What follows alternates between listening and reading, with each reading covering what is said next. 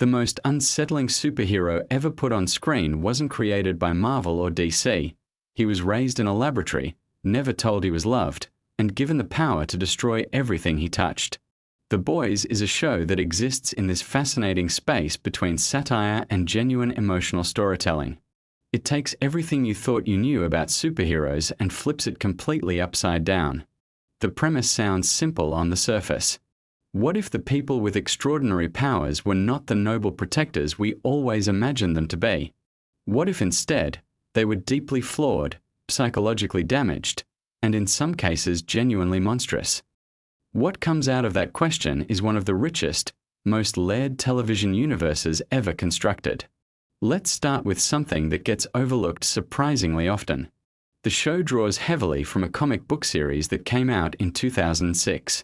The original comics were written by Garth Ennis, who is known for being absolutely relentless when it comes to pushing boundaries.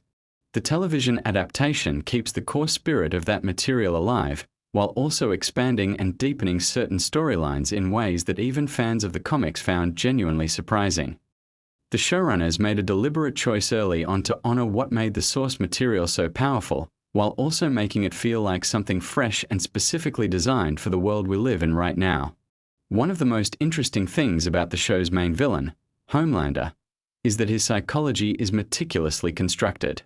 Every single thing about him, from his obsessive need for approval to his terrifying outbursts of violence, traces back to a very specific childhood that the show reveals gradually over multiple seasons. He was raised in a laboratory. He never had a parent in any meaningful sense. The people around him during his most formative years treated him as an asset rather than a child. That kind of deprivation creates something almost impossible to repair. The show takes that damage seriously, and what emerges is a character who simultaneously wants to be loved by absolutely everyone and also holds everyone in contempt. That contradiction is what makes him so fascinating to watch. The actor who plays Homelander has spoken in various interviews about how he approaches the role. And one thing that consistently comes up is the idea of playing someone who has no genuine emotional anchoring. Everything Homelander feels is exaggerated, performative, or completely disconnected from reality. When he smiles, it never quite reaches his eyes. When he laughs, there is something hollow underneath it. These are all deliberate choices, and they come through in a way that makes your skin crawl even during moments that should feel lighter. Now here is something truly interesting about the way the show handles its generational trauma theme, because this is one of the most carefully crafted threads running through the entire series. The show essentially argues that trauma does not just affect the person who experienced it. It gets passed down. It mutates. It becomes the lens through which damaged people see the world and eventually the template they use when interacting with others, especially the people closest to them. You see this most clearly in the relationships between fathers and sons. Each generation inherits something broken from the one before, and the tragedy is that even when characters are aware of this cycle, breaking it turns out to be extraordinarily difficult. Soldier Boy is a character who embodies this idea perfectly. He is presented as a kind of Golden Age hero, the original American superhero, a product of the post-World War II era when America was deeply anxious about its standing in the world and desperately wanted its own myths and legends. The show is very specific about how this character came to exist. After the war, there was this enormous appetite for symbols of American strength and superiority, and a character like Soldier Boy fit perfectly into that cultural moment. He was strong, conventionally handsome in that mid-century movie star way, and he projected an image of uncomplicated patriotic power. But behind that image was someone who carried their own wounds. The show makes clear that Soldier Boy himself had a brutal upbringing, complete with a father who was abusive and cruel. He learned what relationships looked like from someone who treated love as a weapon. And so when he eventually had a son of his own, which he did not even know about for most of his existence, he had no template for anything other than what he had been taught. The cycle continued. Homelander grew up without Soldier Boy, yes, but he still inherited that damage through other means, through the clinical coldness of the laboratory, through the manipulative warmth of people who only cared about controlling him. And then there is Ryan, Homelander's actual biological son, a young boy navigating an almost unimaginably complicated situation. He loves his father. Children often love their parents regardless of what those parents have done, because love and safety feel like the same thing when you are young.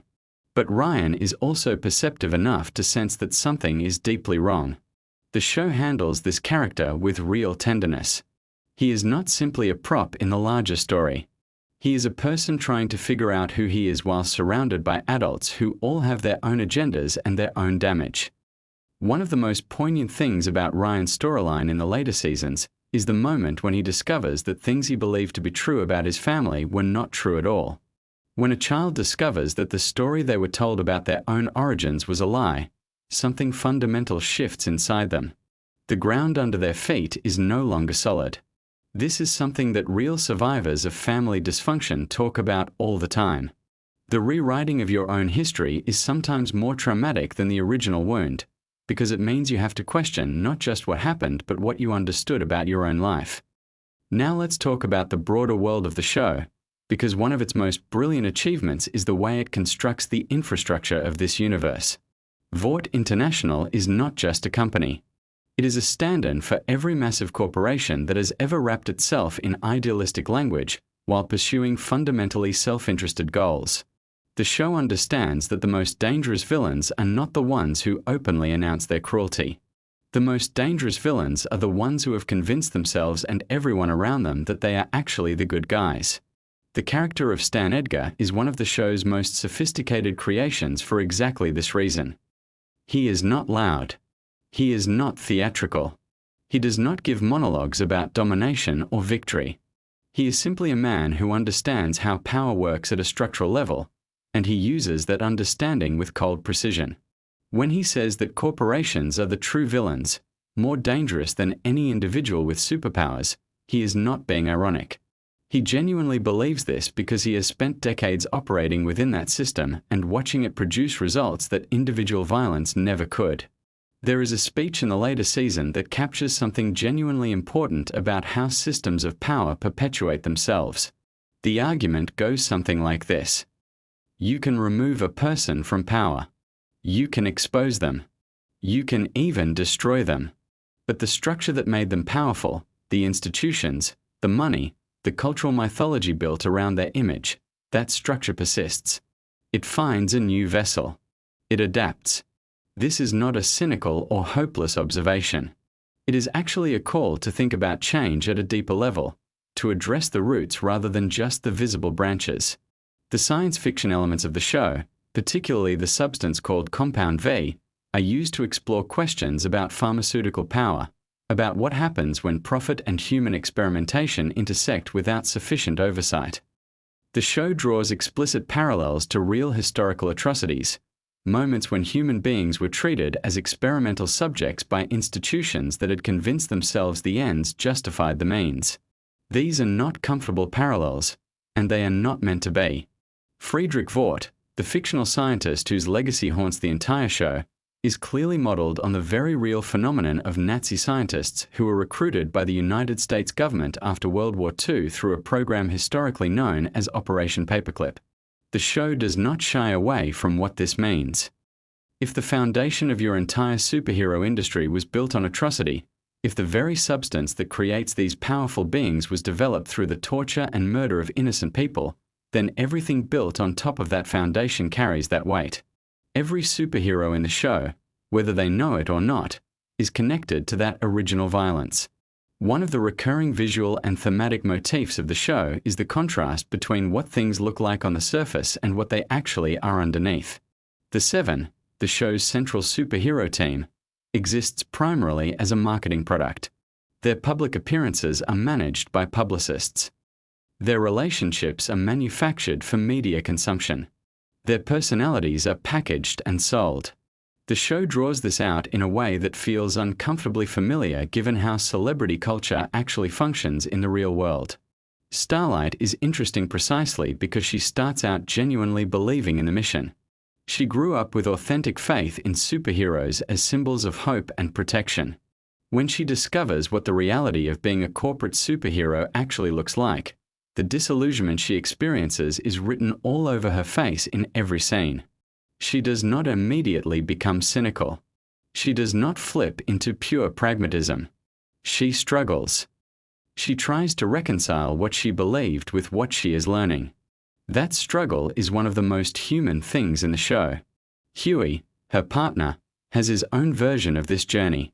He enters the story as someone who has experienced the direct violence of superhero recklessness, someone who lost someone he loved to a casual accident that a superhero did not even bother to pause for. His anger is righteous. His desire for accountability is completely understandable. But the show is also honest about how anger, even righteous anger, can become its own kind of trap if you are not careful with it. Huey spends much of the series learning to be dangerous without becoming what he hates. Butcher is probably the most complicated character in the show's ensemble. He has all the qualities that genre fiction likes to give its anti-heroes. He is ruthless and intelligent. He is capable of extraordinary violence when the situation demands it. He is also genuinely committed to a cause he believes in deeply. But the show refuses to let him be simply cool or simply tragic. It insists on showing you the actual cost of the choices he makes. When Butcher hurts someone, when he lies or manipulates or destroys something in the service of his mission, there are consequences that ripple outward. People suffer. Trust is broken. The people who believed in him have to decide what to do with that information. His relationship with Ryan is one of the most emotionally loaded in the entire series. On one level, Butcher sees Ryan as a threat, as a potential Homelander in the making, a child with devastating power and uncertain moral development. On another level, Ryan represents something Butcher has lost and can never recover. There is a complicated protective instinct that lives inside his hostility, and the show gives you enough glimpses of it to understand that even this most guarded and destructive character carries something tender underneath all the damage. The world building in the show extends into some genuinely fascinating territory when it explores the religious dimension of superhero worship. There is something the show keeps circling back to, which is the idea that in a world where people with godlike power actually exist and are publicly visible, the human impulse toward religious devotion does not disappear. It just finds a new object. Homelander understands this on some instinctive level, and in the later seasons he begins actively cultivating it. He does not just want to be admired. He wants to be worshipped. He wants the kind of unconditional devotion that does not ask questions, that does not require accountability, that simply surrenders. The show makes this critique of authoritarian movements very carefully and very specifically. The rallies, the iconography, the way dissent is treated as betrayal, the way followers are encouraged to define themselves entirely in opposition to imagined enemies. These are not abstract warnings. They are drawn from very specific historical and contemporary sources. The writers have been thoughtful about not making this a partisan thing in the simplest sense. The critique is broader than that. It is about how charismatic authority figures exploit the genuine human need for belonging and meaning. The Deep is one of the show's most unexpected emotional landscapes. He starts out as a figure of somewhat grotesque satire, a powerful figure who abuses his position and then faces consequences he considers unfair.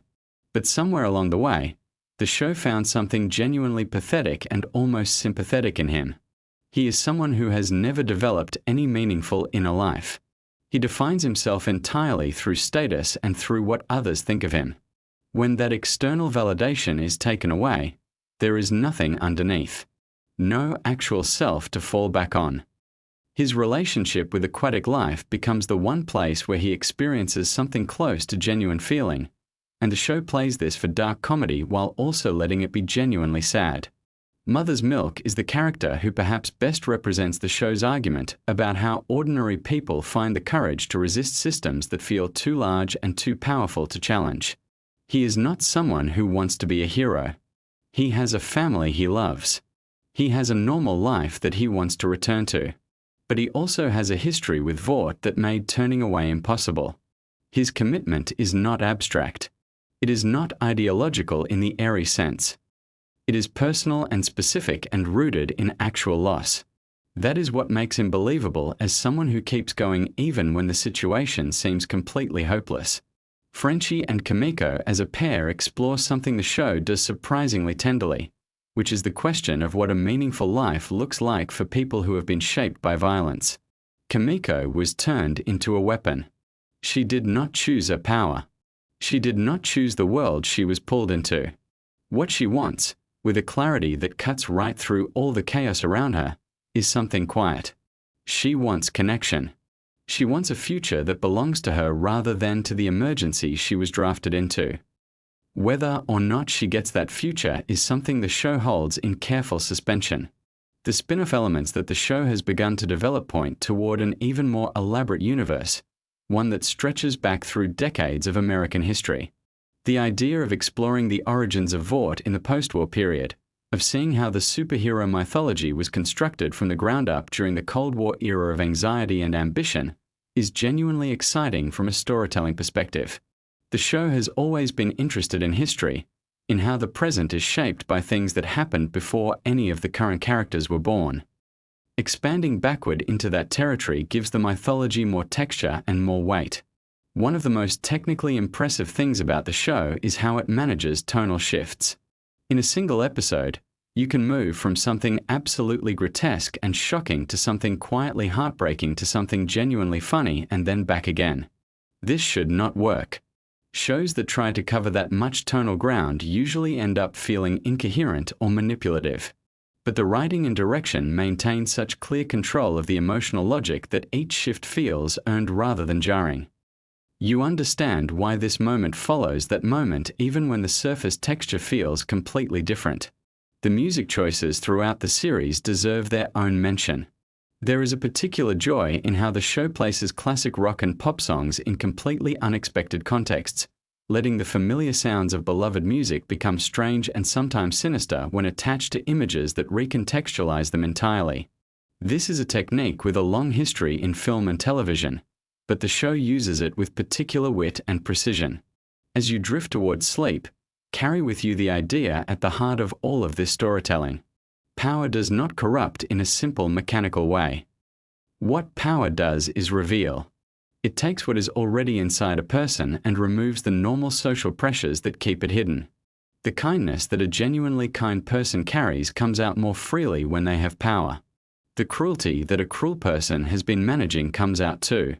The world the show builds is not a world where extraordinary people are simply bad. It is a world where extraordinary power applied to ordinary human damage produces consequences that ordinary human communities struggle to contain.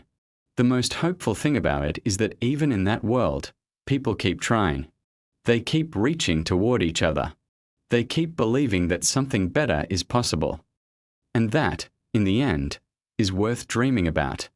Let me tell you something that most people who claim to be die-hard fans of The Boys completely get wrong. They think they know everything about this show. They've seen every season, they've got the merch, they can quote every line. But I'm about to share things about The Boys that will genuinely make you question how well you actually know this universe. Stay with me because some of these are going to hit different than you expect. The Boys is one of those rare properties that exists on multiple levels simultaneously. On the surface, it looks like a superhero deconstruction story.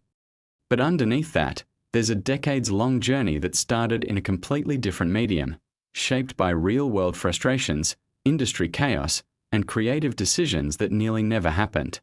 And the more you dig into that history, the more fascinating the whole thing becomes. So let's start from the very beginning because even the origin of this story has a fact buried in it that most fans completely overlook. Garth Ennis, the writer behind The Boys, actually created the comic series back in 2006. But here's what a lot of people don't realize. The comic was originally published by DC Comics under their Wildstorm imprint. It wasn't an independent project from the start. DC actually dropped the series after just 6 issues because the content was considered too extreme even by their standards. Think about that for a second. A company that has published some of the most violent and disturbing comics in the mainstream market looked at The Boys and said, "You know what? This is actually too much." That is a statement in itself. After DC dropped it, the series was picked up by Dynamite Entertainment, where it ran for its full 60 issues and became the complete story we now know. So the very existence of The Boys as a finished work is partly thanks to a publisher willing to let Ennis go where he wanted to go without interference. That creative freedom is baked into the DNA of the source material, and you can feel it in the tone of everything that followed. Now let's talk about the show itself, because the journey from comic page to streaming platform was anything but smooth. The Boys television series was actually developed first for the American Broadcast Network. It was originally set up at Cinemax, which is an HBO subsidiary. The show was being built for that platform when Amazon Studios stepped in and acquired it. That transition happened in 2018 when Amazon picked up the show and immediately ordered it straight to series. No pilot, no development limbo. They saw what the creative team was building and committed to it right away. That kind of confidence from a streamer is rare, and it changed the trajectory of the show entirely because Amazon gave the creative team the freedom and the budget to go places that a traditional network never would have allowed. Eric Kripke, who most people know as the creator of Supernatural, was the showrunner brought in to adapt the material. And this is where it gets interesting, because Kripke had actually been trying to develop The Boys for television for years before it finally happened. His persistence with this particular property is part of why the show has such a clear and consistent vision. This wasn't a project handed to him. He fought to make it exist. Let's talk about casting, because there are some genuinely surprising stories here that most casual fans have never heard. Carl Urban, who plays Billy Butcher, one of the most iconic characters in the show, almost didn't take the role. According to what he has shared in interviews, he was initially uncertain about committing to a television series because he had primarily built his career in film. Urban had done major blockbuster franchises including Star Trek and Lord of the Rings. The idea of transitioning to a streaming series was a bigger mental shift than people might assume. What ultimately convinced him was the quality of the writing and the character himself. Billy Butcher is genuinely one of the most complex anti-heroes in modern television, and Urban recognized that. The rest is history, obviously, but that near miss is worth sitting with. Now here is something that surprises people when they find out. Anthony Starr, the actor who plays Homelander, the main antagonist of the series, is actually from New Zealand. His natural accent is nothing like the all-American voice he uses for the character. Starr has spoken about how he actually spent significant time developing the specific Midwestern American quality to Homelander's speech, understanding that the voice was as important as the physicality of the character. The way Homelander speaks is part of what makes him feel simultaneously approachable and deeply threatening. That contrast is entirely intentional, and Starr engineered it deliberately. What's even more interesting about Starr's portrayal is something he has described in interviews about his approach to the character. He doesn't play Homelander as a villain. He plays him as a person who genuinely believes he deserves everything he demands. That distinction completely changes how the performance lands. When you watch Homelander have a breakdown, it doesn't feel like a supervillain losing control. It feels like a deeply damaged person who never developed emotional regulation because no one ever held him accountable for anything. That psychological specificity is what elevates the performance from impressive to genuinely disturbing.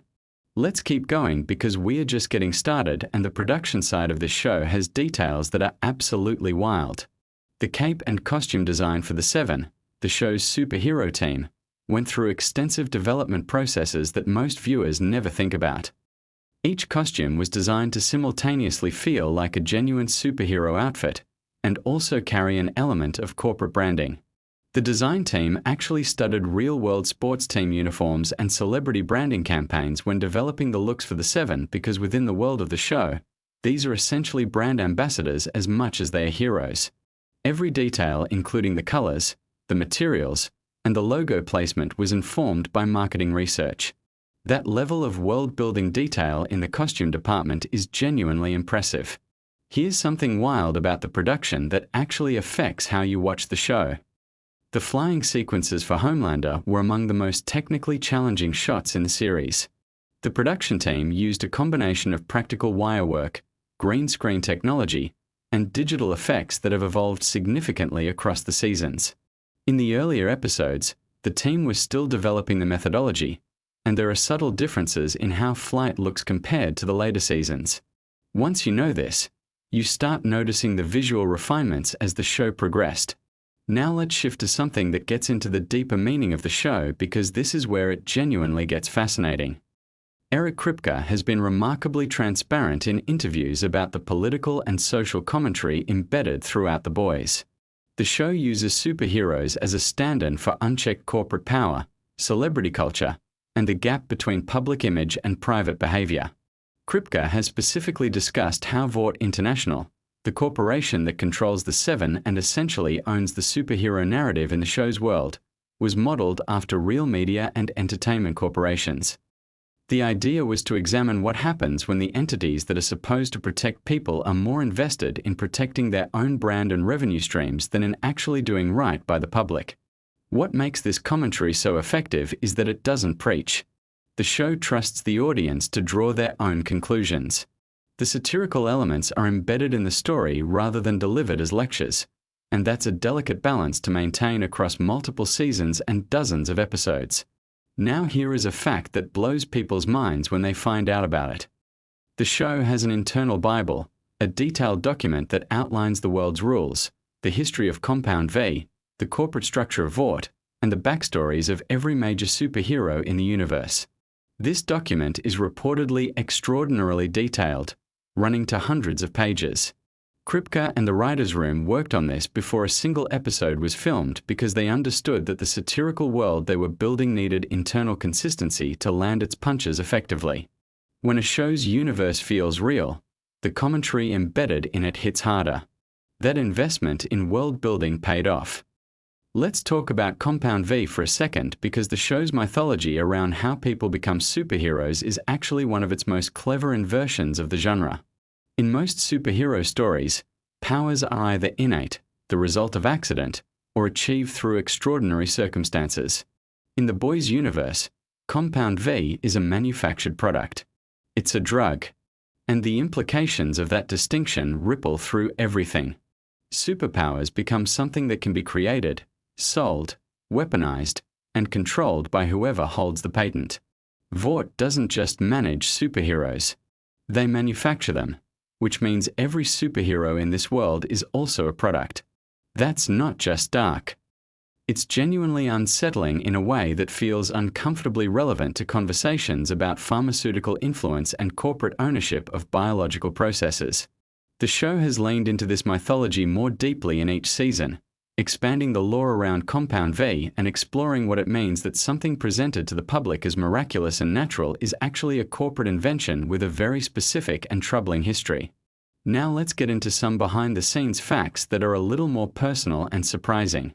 Jack Quaid, who plays Huey Campbell, the audience's entry point into the show's world, is the son of actors Dennis Quaid and Meg Ryan. This is something people sometimes know, but what's less discussed is how deliberately Jack Quaid brings a sense of genuine relatability and vulnerability to Huey that is completely essential to how the show functions. Huey is not a cool character. He's not powerful, not intimidating, not particularly competent in the early going. He's the person in an extraordinary situation who doesn't really know what he's doing, and that's intentional. Having an everyman center character in a show this extreme gives viewers a consistent emotional anchor.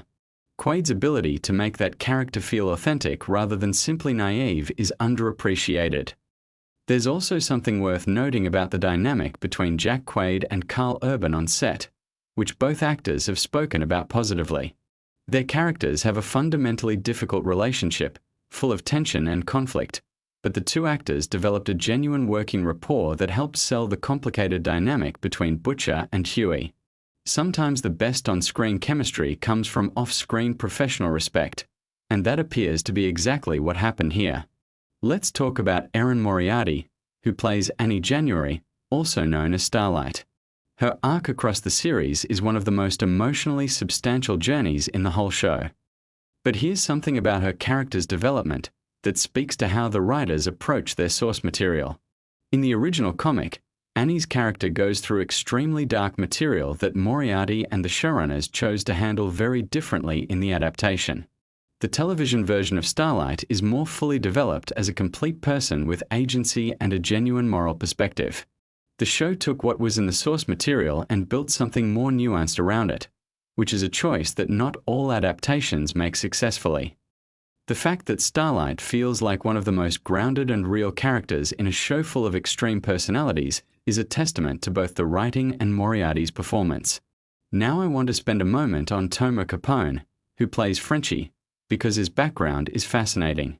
Capone is an Israeli actor, and Frenchie is one of those characters who could easily have become a caricature.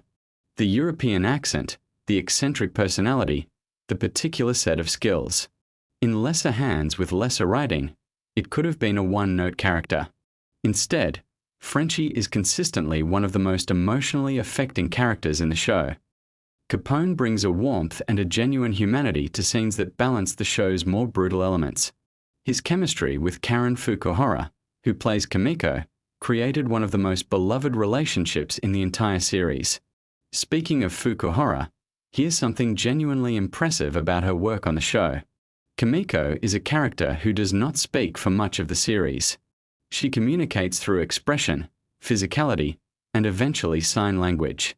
Playing a character without conventional dialogue is an extraordinary acting challenge, and Fukuhara makes Kimiko one of the most expressive and emotionally readable characters in the whole cast. That's not an accident. It reflects both her skill and deliberate choices about how to tell a story without words. Here's something about the show's music that most people haven't thought about. The soundtrack and score of The Boys is part of how the show weaponizes familiarity. Music you associate with comfort, patriotism, and heroism gets used in contexts that make those associations deeply uncomfortable. This is a deliberate strategy. When you hear something that sounds like an inspiring superhero theme underscoring something genuinely terrible, the cognitive dissonance creates a specific kind of unease that pure horror or drama can't achieve. The music team understood that they weren't just scoring scenes. They were participating in the show's satirical project. The show has also made extensive use of pop songs in ways that create jarring contrast. A bright, upbeat popular song playing over a scene of violence or corporate manipulation doesn't feel random. It feels like a comment on how culture packages darkness with palatable surfaces. Once you notice this pattern in the show, you can't stop noticing it. Let's get into some facts about the show's viewership and cultural impact because the numbers here are remarkable. When The Boys premiered on Amazon Prime Video in July 2019, it immediately became one of the most watched original series on the platform. But what happened between the first and second seasons is interesting. The gap between Season 1 and Season 2 saw the show's cultural footprint grow enormously, partly because audiences had time to discover it during streaming, share it with friends, and build the kind of word-of-mouth momentum that streaming shows often struggle to generate in real time. By the time Season 2 arrived, the show had become a genuine cultural phenomenon. The second season also benefited from the specific moment in which it landed. It arrived in late 2020, during an incredibly charged political and social period, and the show's themes about power, corruption, media manipulation, and the danger of charismatic authority felt almost uncomfortably timely. Kripke and the writers have talked about how they sometimes felt like they were writing satire and reality was trying to keep pace with them, which is not a comfortable position for a showrunner to be in. Now here is a fact about the show's production that speaks to the sheer scale of what they built. The show films primarily in Toronto, Canada, which stands in for the fictional Vought-controlled American city where much of the action takes place.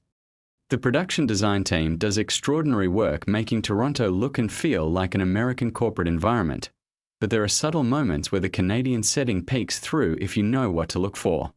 The production has spoken about this as both a practical challenge and a creative puzzle. Making a show that is fundamentally about American cultural pathologies while filming in Canada requires a specific kind of deliberate production design that the team has pulled off impressively well. Let's circle back to something deeper because I want to make sure we cover the aspects of this show that go beyond fun production trivia and get into why it actually matters.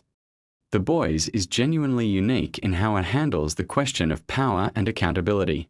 Most superhero stories, even the ones that try to be dark or subversive, ultimately affirm the idea that there are good people in positions of extraordinary power and those good people will use that power responsibly.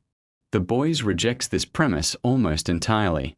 In the world of the show, the existence of unchecked power is itself the problem, regardless of who holds it. Even the most sympathetic characters in positions of power make choices that compromise their principles because the systems around them reward compromise and punish integrity.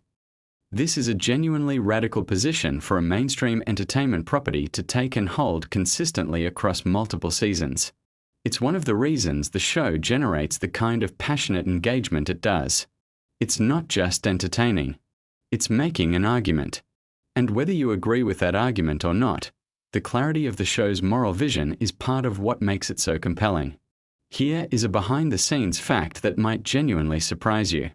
The showroom for The Boys apparently operates with an unusually open process for pitching story ideas. Writers at various levels of experience and seniority have reportedly been encouraged to bring their most extreme and unexpected ideas to the table, with the understanding that the show's premise creates space for almost any kind of social commentary if it's handled with craft. This kind of creative culture is relatively rare in television production, where hierarchy and creative gatekeeping are common. The result is a show that consistently surprises its audience because the writers themselves are encouraged to surprise each other. The spin-off series Gen V, which focuses on college-age superheroes in training at a Vought-funded university, came directly out of this creative expansion. The Boys universe is large enough and coherent enough internally that it could support an entirely separate show with its own tone and set of concerns.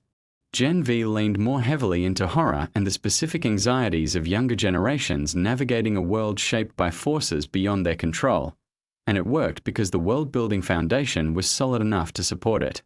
Let me share something about how the show approaches its most extreme content because this is actually important context that changes how you might think about certain scenes. The most graphic and disturbing moments in The Boys are not included for shock value alone. This is something Kripke has addressed directly. The show operates on a principle that extreme content has to carry thematic weight. When something viscerally uncomfortable happens on screen, it's supposed to make you feel something specific about power, about entitlement, about the ways institutions protect people who should face consequences. The discomfort is functional. It's designed to make you sit with something that polished storytelling would let you look away from. This doesn't mean every viewer will appreciate the approach. The show is genuinely not for everyone, and that's by design. But understanding that the most extreme moments are intentional and structured rather than random helps clarify what the show is actually doing. Here's a fact about Homelander specifically that I find endlessly fascinating. The character was deliberately designed to evoke a very specific type of American mythology. He looks like the idealized version of a patriotic hero, blonde, square-jawed, wearing the colors of the American flag. Everything about his visual presentation is designed to trigger associations with heroism, safety, and American exceptionalism. The show then systematically dismantles those associations by showing you who Homelander actually is beneath the image. The visual design is essentially a trap that the show sets for the audience, using the instinctive comfort we feel around those symbols against us. Anthony Starr has described understanding this function of the character as central to how he plays him. Homelander has to be genuinely appealing in certain moments because if he was simply repulsive from the start, the critique wouldn't land. The danger of people like Homelander is precisely that they are compelling. That's the whole point. Now let me give you something that connects the show back to its comic roots in an interesting way. Garth Ennis, the original comic writer, has spoken about his mixed feelings regarding the television adaptation.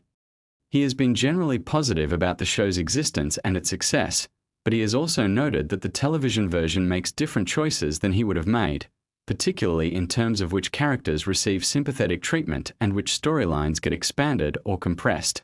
This is normal for adaptations, but Ennis's perspective is interesting because it highlights just how much the television version is its own creative work rather than a faithful translation of the source material. The show has genuinely gone beyond the comics in terms of runtime and story development. With multiple seasons running to many episodes each, the television version has explored characters and storylines that the comics either handled briefly or didn't develop at all. In some ways, the show has created a more expansive version of this world than even the original creator envisioned, which is a remarkable thing to happen in an adaptation. Let's talk about the international dimensions of this show's success because they're genuinely impressive.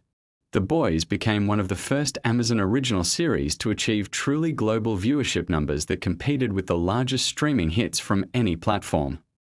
The show found audiences in markets where superhero content had previously been dominated by the major Hollywood franchises, and in many of those markets the show's critique of American corporate and cultural power actually resonated in ways that were distinct from how American audiences engaged with it.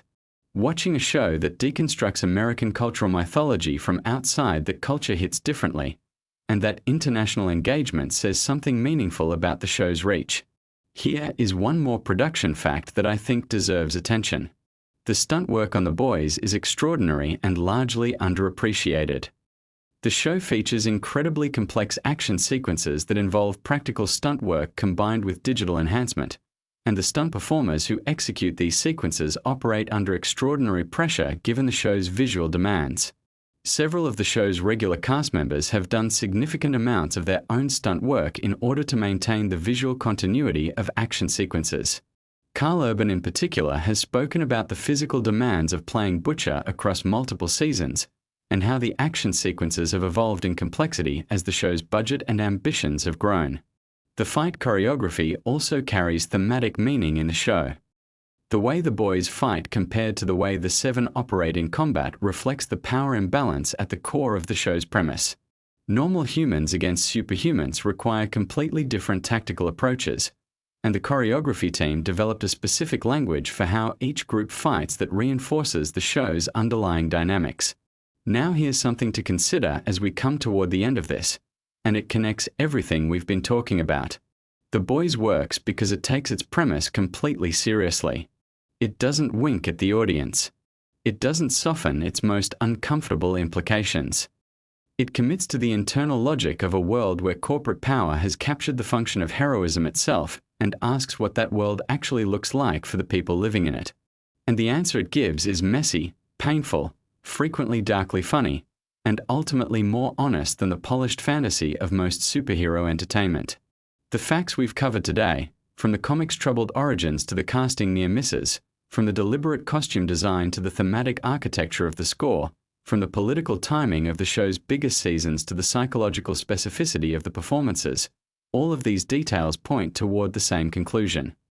The Boys is not an accident. Every element of it is the result of deliberate creative choices made by people who understood exactly what they were trying to do and fought to do it without compromise.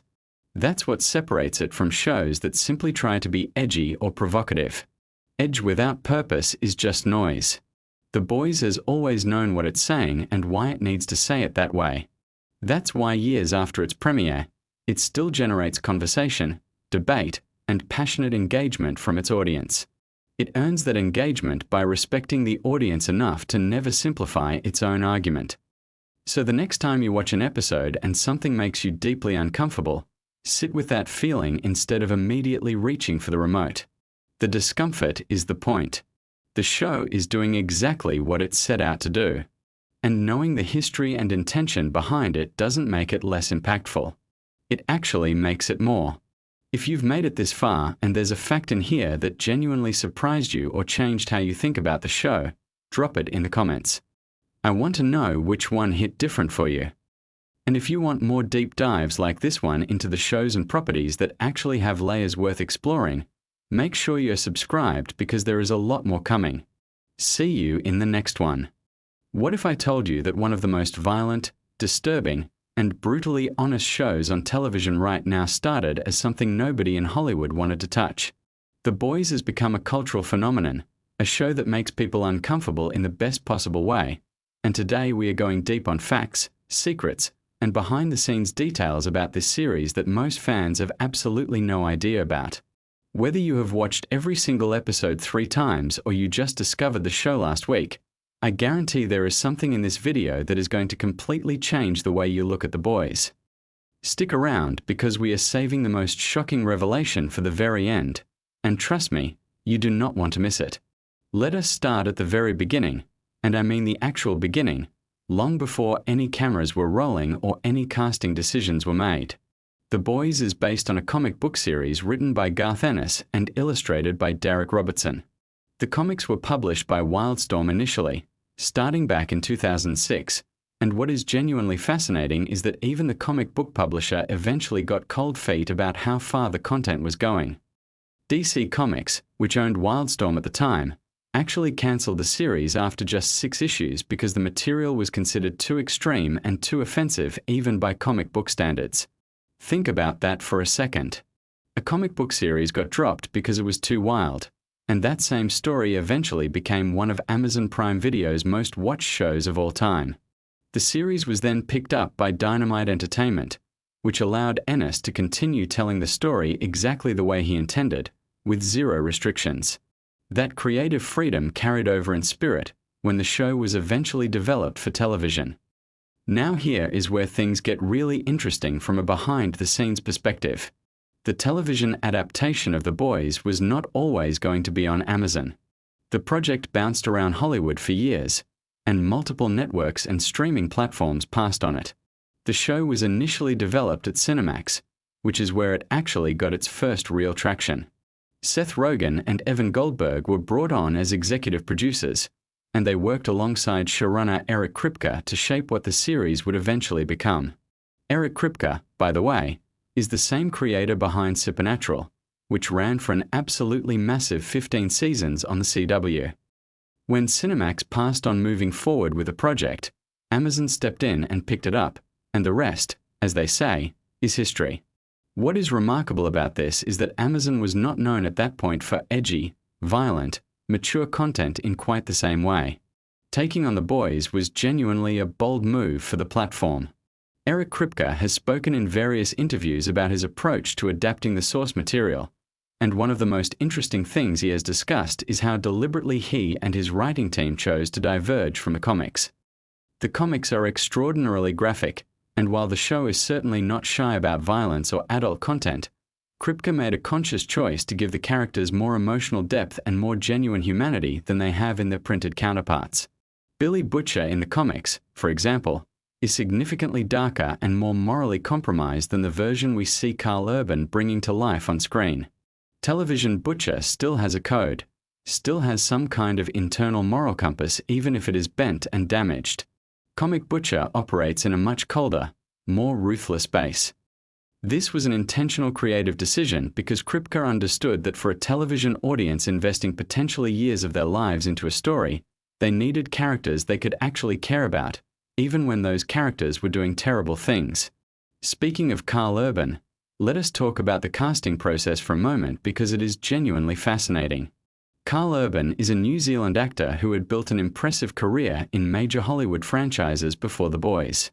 He was Dr. McCoy in the rebooted Star Trek films, he was Judge Dredd in the underrated 2012 film Dredd, and he had roles in the Lord of the Rings trilogy. But Billy Butcher represented something different for him. Urban has described Butcher as one of the most complex and demanding roles of his career, and when you watch his performance, you understand why. The character requires Urban to walk a razor-thin line between being genuinely threatening and genuinely sympathetic, sometimes within the same scene. The accent alone, a specific London working-class sound, required extensive preparation. What many fans do not realize is that Urban himself was deeply involved in shaping how Butcher would be presented, working closely with Kripke and the writers to find the character's humanity. Anthony Starr, the actor who plays Homelander, might be giving one of the greatest villain performances in the history of television, and that is not an exaggeration. Starr is from New Zealand as well, and before The Boys, he was perhaps best known for his work on the series Banshee, where he played a very different kind of morally complex character. The way Starr approaches Homelander is genuinely fascinating from an acting perspective. He has talked about playing Homelander as someone who is fundamentally broken, a person who was raised without love in a clinical, experimental environment and who never developed the emotional tools that normal human beings take for granted. Homelander's terrifying nature comes not from some innate evil but from a profound emotional emptiness. Starr plays him simultaneously as a petulant child and as the most dangerous being on the planet, and the combination creates something that is deeply unsettling to watch. The smile Homelander uses, that particular frozen, slightly too wide expression, was something Starr developed deliberately as a mask the character wears. Here is a fact that surprises a lot of people. The set design and visual effects team on The Boys operate on a scale that rivals major Hollywood films. The Seven's headquarters, the corporate aesthetic of Vought International, the various superhero costumes, all of these require enormous resources and creative effort. The costume department in particular has spoken about the challenge of designing superhero outfits that look genuinely impressive and cinematically striking while also serving the show's satirical purpose. The Deep's costume, for example, which includes those elaborate fish gills on his neck, required extensive prosthetics work for each shooting day. Chase Crawford, the actor who plays the Deep, has mentioned in interviews that the prosthetics application process could take a significant amount of time each morning before shooting even began. This is the invisible labor behind television that audiences rarely think about, but it fundamentally shapes the world audiences experience. Let us shift to talking about the satirical layer of the show, because this is something that separates The Boys from virtually every other superhero property in existence right now. The series functions as a direct critique of corporate power, media manipulation, celebrity culture, and the way heroism gets packaged and sold as a product. Vought International is not just a fictional corporation that manages superheroes. It is a mirror held up to real-world entertainment conglomerates, pharmaceutical companies, and political propaganda machines simultaneously. The show has never been subtle about this intention, and Eric Kripke has confirmed in various public statements that the satire is absolutely deliberate and pointed. What is striking is how the show has managed to be politically critical in ways that resonate with viewers across different parts of the political spectrum. Different people watch The Boys and see different real-world targets in Vaught's behavior, and that ambiguity is actually a sophisticated piece of writing rather than an accident. The character of Starlight, played by Erin Moriarty, went through significant development between the source material and the television series. In the comics, Annie January is present, but her arc and her relationship with the other characters unfolds quite differently. The television version of Starlight is more fully realized, given more agency, and serves as the moral center of the story in a way that grounds the show's more extreme elements. Moriarty has spoken about the physical and emotional demands of playing a character who is essentially trapped between two worlds, someone who genuinely wants to be good in an environment that punishes and exploits genuine goodness. The show uses Starlight's experience to comment on what happens to idealism when it collides with institutional corruption, which is one of the most quietly devastating threads running through the entire series. Now let us get into some production details that even dedicated fans tend to not know about. The Boys films primarily in Toronto, Canada, which stands in for a fictionalized version of New York City. Canadian tax incentives make Toronto an attractive production location for many American streaming and network productions, but the crew has to work creatively to make a Canadian city read convincingly as the American metropolis. Set decorators, location scouts, and digital effects artists all collaborate to transform Toronto streets, buildings, and public spaces into the show's version of New York. Some locations are used largely as they are with minimal modification, while others require substantial transformation. This is an enormous logistical challenge that unfolds across every single episode. The gore and special effects work on The Boys has become somewhat legendary in television production circles. The show is famous for pushing boundaries in terms of what it depicts visually, and achieving those effects requires a combination of practical effects work and digital enhancement. The practical effects team builds props, creates prosthetics, and uses various physical techniques to produce visceral moments that then get refined or augmented in post-production. There is a creative philosophy behind this approach, which is that practical effects, things that physically exist on set, tend to look more convincing and more genuinely shocking than purely digital creations. The two approaches work together to produce moments that genuinely make audiences gasp, which is very much the intended effect. One of the most interesting creative decisions the show made early on was regarding how superpowers would be portrayed. Rather than leaning into the fantastical, consequence-free spectacle of traditional superhero films, The Boys treat superpowers as physical phenomena with real-world physics and real-world consequences. When someone with superhuman strength punches through something, the results look genuinely brutal. When Homelander uses his laser vision, the destruction is presented with a gravity that most superhero properties avoid. This grounded approach to depicting powers serves the show's larger argument about what superheroes would actually be like if they existed, which is to say terrifying rather than reassuring. Let us talk about the music choices in The Boys, because the show's soundtrack is doing a tremendous amount of work that deserves more attention than it typically gets. The series has a habit of using popular, upbeat, cheerful songs in stark contrast to the violent or disturbing imagery on screen. This technique, sometimes called counterpoint scoring, has a long history in cinema, but The Boys uses it with particular effectiveness and wit. The jarring collision between a familiar song you might associate with positive memories and something genuinely horrifying creates a specific kind of discomfort that reinforces the show's satire. It suggests that violence and darkness can hide behind cheerful surfaces, which is precisely the point the show is making about Vought and about superhero mythology more broadly. Here is something that many people do not know about the show's development. When Amazon ordered The Boys to series, there were internal discussions about how extreme the content could actually be. The Boys operates at a level of graphic content that was unusual for a streaming platform even by the standards of prestige television. The fact that Amazon allowed the show to fully commit to its vision, rather than softening the edges to make it more broadly palatable, was a significant factor in why the show resonated so powerfully with audiences. There is a version of The Boys that could have been made in a more restrained way, and it almost certainly would not have become the cultural phenomenon that the actual show became. Sometimes the willingness to fully commit to a creative vision, however uncomfortable, is exactly what makes something work. Showrunner Eric Kripke has a very specific philosophy about what the show is ultimately trying to say, and he has articulated it in interviews in ways that are worth understanding. For Kripke, The Boys is fundamentally about the abuse of power and about the way institutions protect the powerful at the expense of the vulnerable. The superheroes of The Boys are not just metaphors for celebrities or for political figures, though they serve that purpose. They are representations of any system or institution that presents itself as serving the public good while actually prioritizing its own power and reputation. The Boys, the vigilante team at the center of the story, represent the impulse to resist and hold power accountable, even when that resistance is imperfect, morally complicated, and sometimes self-defeating. The relationship between Billy Butcher and the other members of his team has been one of the most consistently compelling elements of the show.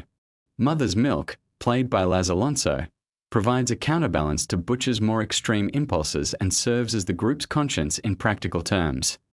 Frenchie, played by Toma Capone, and Kimiko, played by Karen Fukuhara, form one of the show's most emotionally resonant partnerships, a relationship built on mutual understanding between two people who have both been shaped by violence and trauma. The casting of these characters was meticulous, and the chemistry between the actors is something that cannot be manufactured through writing alone. The ensemble as a whole functions as a kind of found family, which is a deliberate storytelling choice that gives the audience an emotional anchor amid all the chaos and darkness.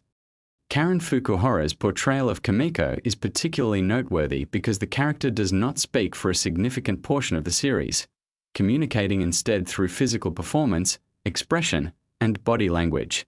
This places enormous demands on Fukuhara as a performer, requiring her to convey complex emotional states without the tool that most actors rely on most heavily.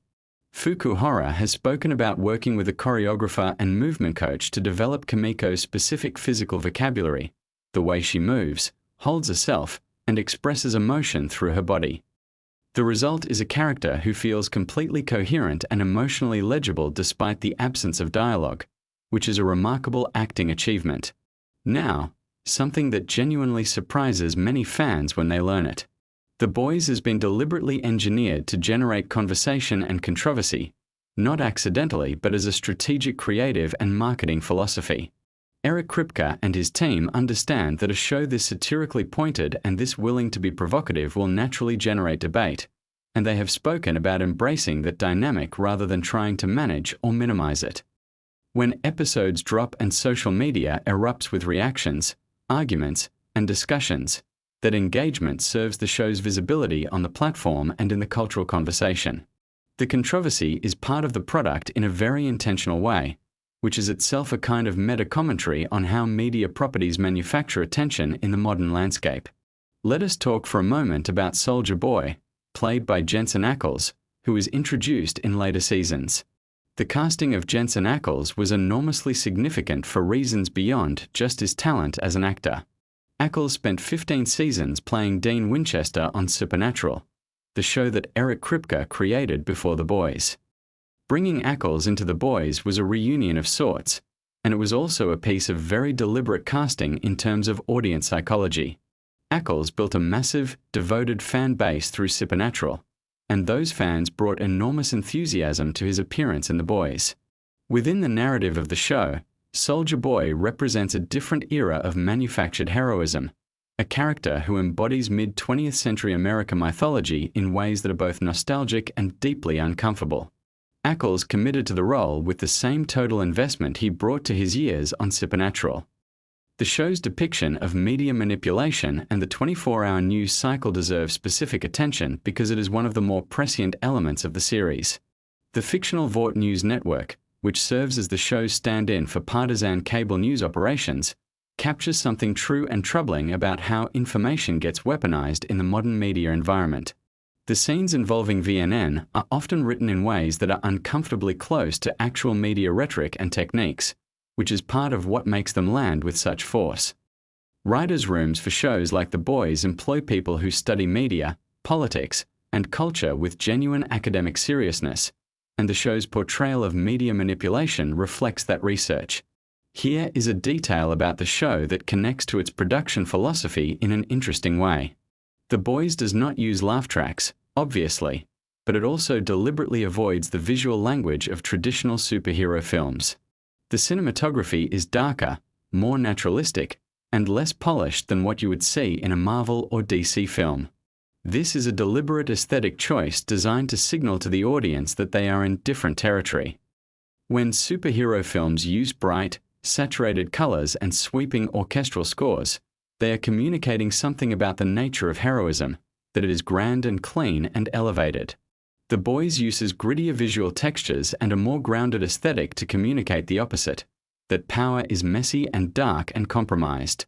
One of the most fascinating aspects of The Boys from a production standpoint is how it handles the tension between spectacle and satire. The show needs to deliver genuine action and excitement to satisfy audiences who expect something visually compelling from a superhero property, while simultaneously undercutting the mythology of superheroism that makes those expectations exist in the first place.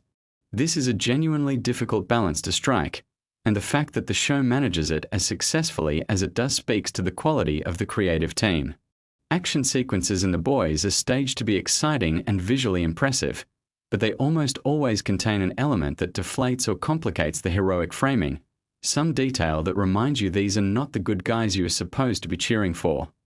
The Boys has spawned a spin-off series called Gen V, which focuses on college-age superheroes attending Godolphin University, a school for young people with powers. This expansion of the Boys universe represents a significant investment from Amazon in this creative world, and it demonstrates confidence in the franchise's longevity. Gen V operates with a slightly different tone and targets some of the same satirical targets as the parent series but with fresh perspectives and new characters. The existence of Gen V also raises interesting questions about how the Boys universe might continue to expand, whether through additional spin-offs, films, or other formats.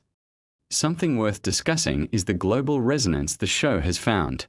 The Boys has attracted enormous international audiences, not just in the United States, and there are interesting reasons for why the show's themes translate so effectively across different cultural contexts. Corporate power, media manipulation, and the exploitation of vulnerable people by powerful institutions are not uniquely American problems.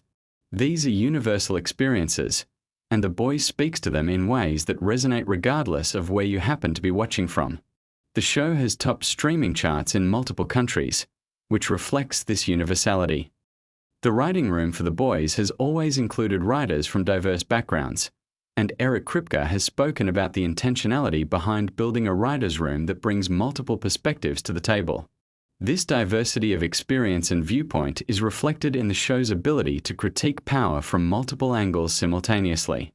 A less diverse creative team might produce a show that critiques power from a single ideological direction, but The Boys manages to raise questions and challenges that resonate with people who hold very different political and social viewpoints. That is a genuinely sophisticated piece of collective writing. Let us talk about fan response for a moment, because the audience for The Boys is one of the most engaged and analytically sophisticated fan communities on the internet. Theory crafting, close reading of episodes for hidden details and foreshadowing, intense discussion of character motivations and thematic implications. All of these activities happen on platforms like Reddit, YouTube, and Twitter at extraordinary scale. The show rewards this kind of engagement because it is layered with intentional details that only become visible on repeat viewings or on close analysis. Easter eggs, references to the comics, symbolic visual choices, thematic callbacks across episodes and seasons, all of these elements give engaged fans something to dig into and discuss, which drives ongoing conversation and keeps the show present in the cultural conversation between seasons. The relationship between The Boys and the superhero genre more broadly is worth thinking about carefully. Marvel and DC, the dominant superhero brands, have spent decades building audiences that deeply love and are emotionally invested in superhero mythology. The Boys is both parasitic on that mythology and critical of it simultaneously. It can only work as a satire if the audience has enough familiarity with and affection for superhero conventions to feel the impact when those conventions are violated or inverted. In a world without the Marvel Cinematic Universe, The Boys would land differently and possibly less effectively. The show's power is inseparable from the cultural context it emerged from. Now for something that might actually change how you watch the show going forward. The visual design of Vought International as a corporation draws from a very specific real-world reference pool.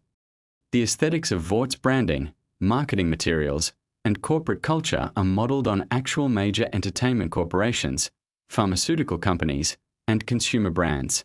Production designers have talked about researching corporate branding strategies, internal corporate culture materials, and marketing psychology to ensure that Vought feels authentically, recognizably corporate in ways that go beyond surface-level imitation. The sterile, cheerful, relentlessly positive aesthetic of Vought is based on real research into how major corporations present themselves publicly while concealing quite different internal realities. This attention to detail is part of why the satire lands so effectively. Homelander's relationship with dairy products and specifically with milk is one of the show's most discussed symbolic choices. It is not accidental. The imagery connects to ideas about nourishment, about what Homelander was denied in his childhood, about the way he seeks comfort and validation from external sources because he never received genuine love. The show uses these recurring visual motifs deliberately as a form of visual storytelling that operates parallel to the dialogue and explicit narrative. When you notice these patterns and understand their implications, the show becomes substantially richer as an experience. There is something worth saying about the show's ending, or at least where it has been going, in terms of what Eric Kripke has said publicly about his vision for the series. Kripke has indicated that he always had a specific conclusion in mind for The Boys, a sense of what the show is ultimately building toward. This is not the kind of series that is being indefinitely extended without a plan. There is a destination, and the decisions made in each season reflect awareness of where the story needs to arrive. Showrunners who have a clear vision of their ending tend to make better decisions throughout the run of a series because every choice is oriented towards something specific rather than simply prolonging what already exists.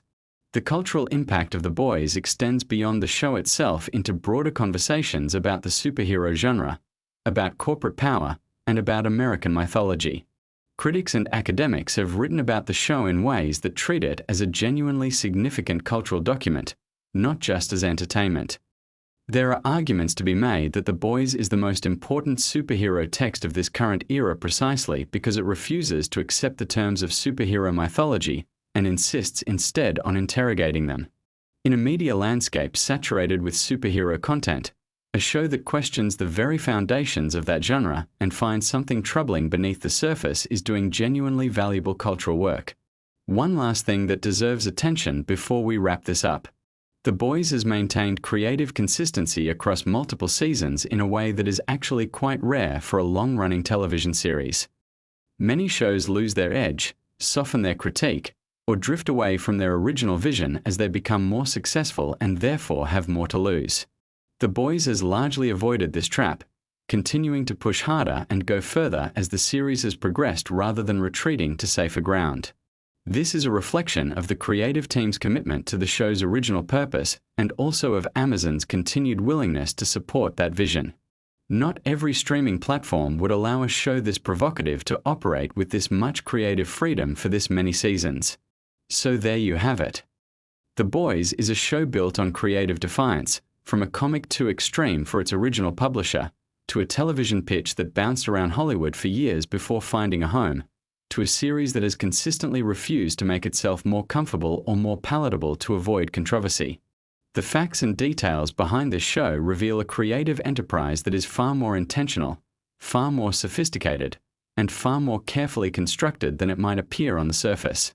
Every choice, from the casting to the production design to the satirical targets to the use of music, serves a coherent vision about power, corruption, and the stories we tell about heroes. If you want to go even deeper on the world of The Boys, there is another video right here that covers the season breakdowns and what every major plot decision actually means for where the story is going. Drop a comment below telling me which fact in this video hit different for you, and subscribe if you are not already part of this community because we go deep on the shows and films that actually matter. See you in the next one. Look, I need to be honest with you right at the start of this video. I have been watching superhero content my entire life. Comics, movies, animated series, all of it. But nothing, and I mean absolutely nothing, prepared me for what The Boys actually is underneath the surface. Because most people watch this show and they see the violence, the chaos, the dark humor, and they think they understand it. They think they've figured it out. But there is an entire universe of facts, real decisions, real history, and real hidden details buried inside this show that even the most dedicated fans have completely missed. And by the end of this video, I promise you are going to look at The Boys in a completely different way. We are going to go deep today. Not surface-level trivia. Not the kind of stuff you find in a 10-second clip on social media. I am talking about the creative decisions that almost destroyed the show before it even started, the character details that were hidden in plain sight for years, the real-world connections that the creators deliberately embedded into every single season, and some things about the cast that will genuinely change how you watch every scene going forward. So if you have ever called yourself a fan of The Boys, stick around, because you are about to find out just how much you have been missing. Let's start with something that almost nobody talks about, and that is the origin story of how The Boys even got made into a television show in the first place. Because this was not a smooth journey. This was not a situation where some studio executive read the comic book and immediately said, yes, let's green light this thing. The Boys comic series, written by Garth Ennis and first published back in 2006, was considered by pretty much everyone in Hollywood to be completely unproducible. And when you read the original comics, you start to understand why. Ennis was writing a story that was deliberately designed to be as transgressive and as uncomfortable as possible. He was pushing against superhero culture at a time when superhero culture was just beginning to absolutely take over popular entertainment. The comic was initially published through DC's Wildstorm imprint, but DC actually cancelled it after just 6 issues because the content was considered too extreme even for them. It then moved to Dynamite Entertainment, where Ennis was able to finish the story the way he originally intended. So by the time this property made its way to Hollywood, it carried with it a reputation for being essentially too dark, too violent, and too politically sharp to survive the adaptation process intact. There were years of development attempts that went nowhere. The property bounced around, people were attached and then detached, and the general consensus was that any version of The Boys that could actually get made for mainstream audiences would have to be so watered down that it would lose everything that made it interesting in the first place. And then Amazon got involved, and specifically Eric Kripke got involved, and everything changed. Now here is something that actually surprises a lot of people when they learn it. Eric Kripke, the showrunner and the person most responsible for what The Boys became on screen, was the creator of Supernatural. That show ran for 15 seasons on the CW and was a very different kind of television. But what Kripke brought to the boys was this deep understanding of how to balance genuine darkness with character work that makes audiences actually care about the people they are watching. He understood that you cannot just have shock value. You have to have heart underneath it, otherwise the audience eventually disconnects. And that balance, that very deliberate mixture of horror and humanity, is really the secret to why The Boys works as well as it does. But here is where it gets really interesting. Kripke has talked in interviews about the specific creative philosophy he and his team brought to the adaptation.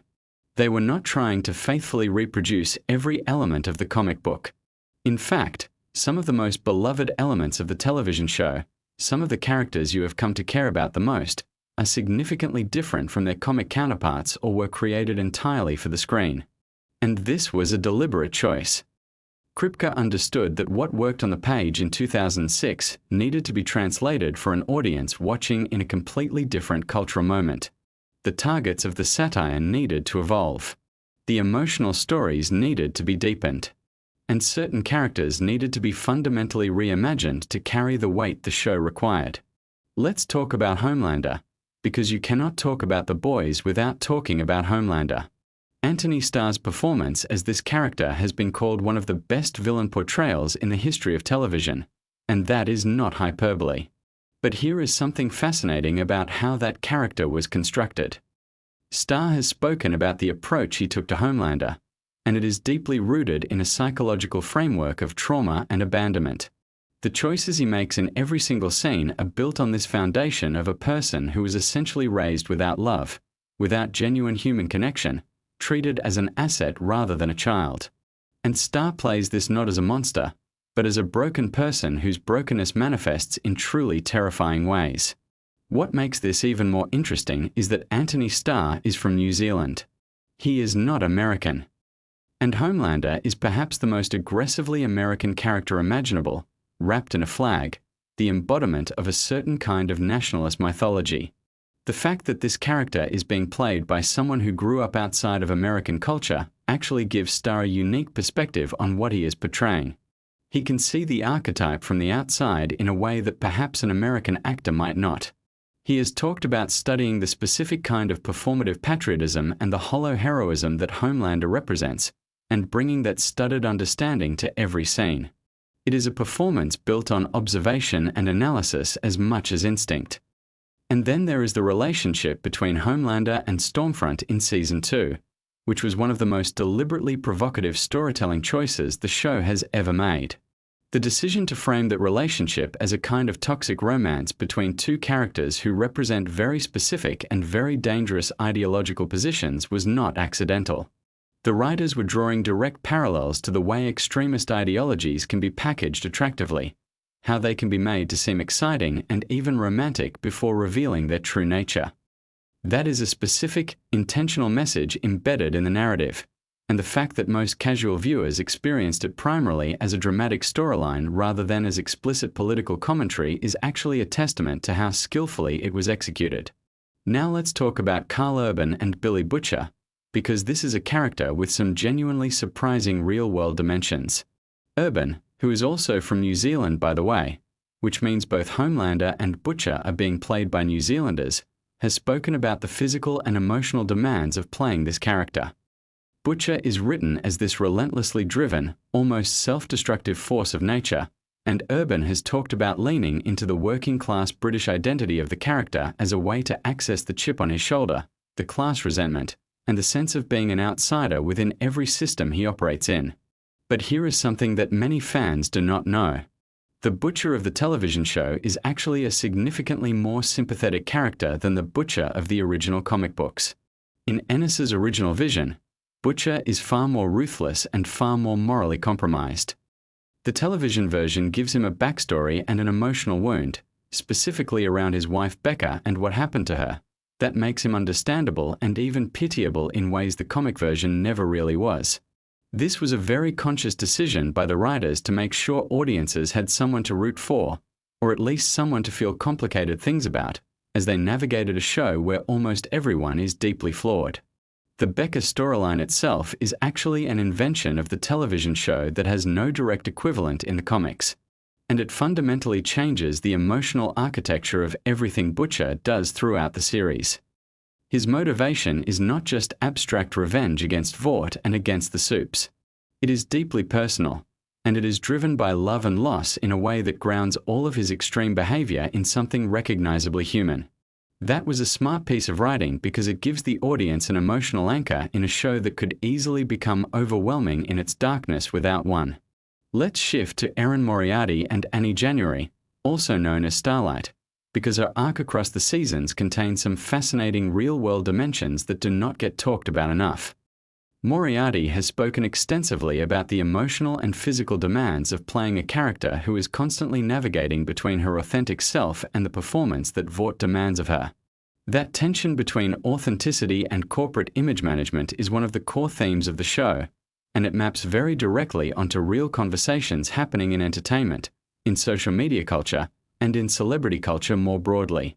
What is interesting about Starlight is that she was conceived from the beginning as the audience's entry point into the world. She is the character who starts out believing in the system, who has genuine idealism, and who we watch have that idealism systematically dismantled. This is a classic narrative device, the innocent character whose loss of innocence mirrors the audience's own journey into understanding the story's dark worldview. But what elevates it beyond the cliché is that Starlight does not simply become cynical. She keeps fighting, keeps trying to hold on to something real, and that stubborn refusal to give up is what makes her one of the most compelling characters in the show. Now here is something genuinely surprising about the production of The Boys that most people have absolutely no idea about. The show films primarily in Toronto, Canada. Not in America. Not in New York or Los Angeles, where the fictional story is largely set. Toronto has been used to double for American urban environments for decades in film and television, but the specific challenge with The Boys is that so much of the show's identity is tied to a very specific vision of American power and American mythology. The production design team has to work incredibly hard to strip Toronto of its very recognizable Canadian visual identity and transform it into this heightened, slightly distorted vision of American corporate and superhero culture. There is actually a whole layer of the show that is built on this distortion idea. Vought Tower, the corporate headquarters of the superhero industrial complex in the show, is designed to be recognizable and yet slightly wrong in the way that the show's entire vision of America is recognizable and slightly wrong. The production designers have talked about wanting everything in Vaught's world to feel like it is just a few degrees off from reality, just exaggerated enough to be satirical without being so exaggerated that it loses its sting. Because satire only works when the thing being satirized is close enough to reality that the comparison lands. Speaking of Vought and corporate power, let's talk about one of the most underappreciated aspects of the show, which is how it functions as a critique of media and entertainment specifically, not just of superheroes in general. Vought is not just a company that makes superheroes. It is a media company, an entertainment company, a public relations machine.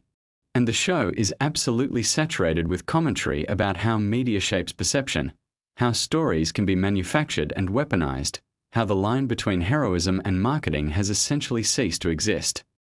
This is directly connected to real conversations happening right now about the entertainment industry, about streaming culture, about how platforms like the one that broadcasts The Boys actually operate. There is a very deliberate and very ironic quality to the fact that The Boys, a show that is deeply critical of corporate media and corporate control of narrative, is itself a massive corporate streaming product. Kripke and his team are aware of this irony and have leaned into it in various ways throughout the show's run.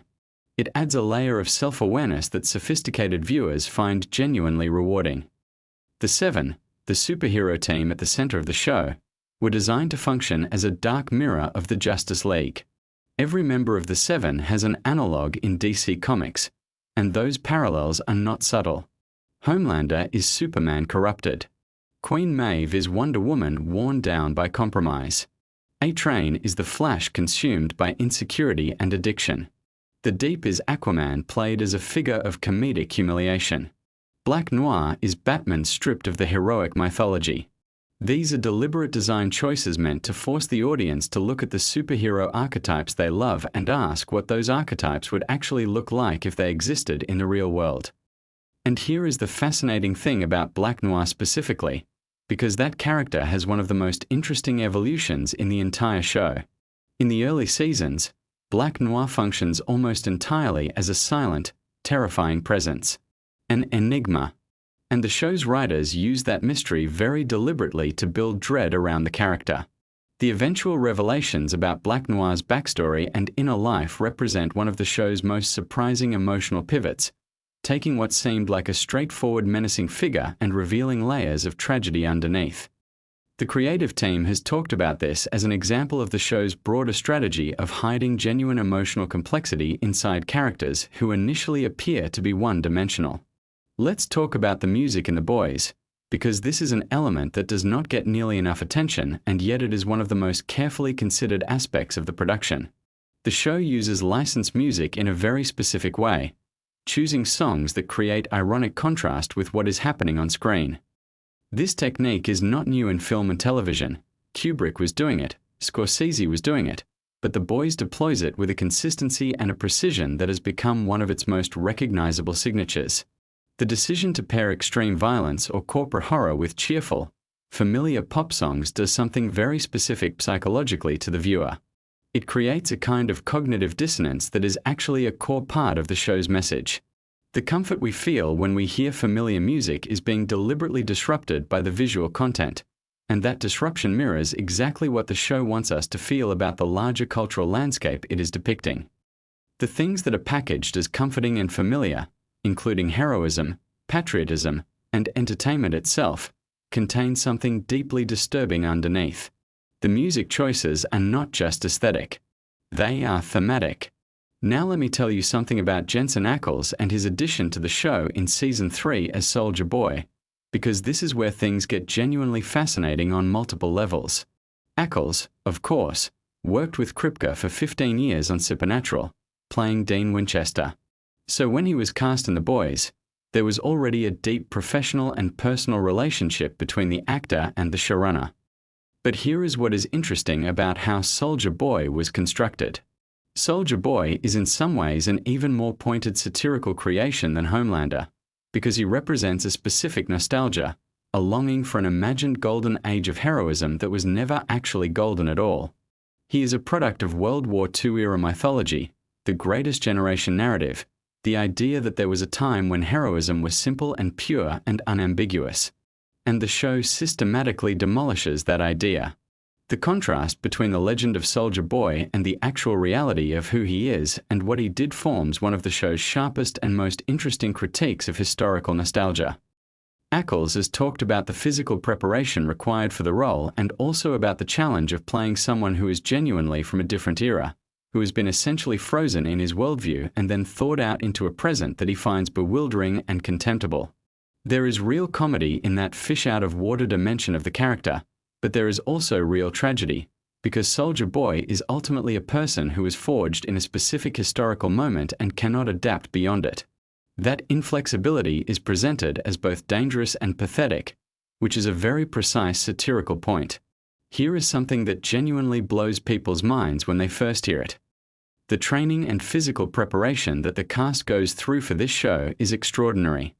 Not just in the conventional action hero sense of building muscle and learning fight choreography, although that is certainly part of it, but the specific challenge of performing superpowered characters requires an enormous amount of work on how to move and hold your body in ways that suggest power that exists beyond normal human limits. Anthony Starr has talked about working with movement coaches specifically to develop Homelander's physical vocabulary, the way he occupies space, the way he enters rooms, the way his stillness can be more threatening than any action.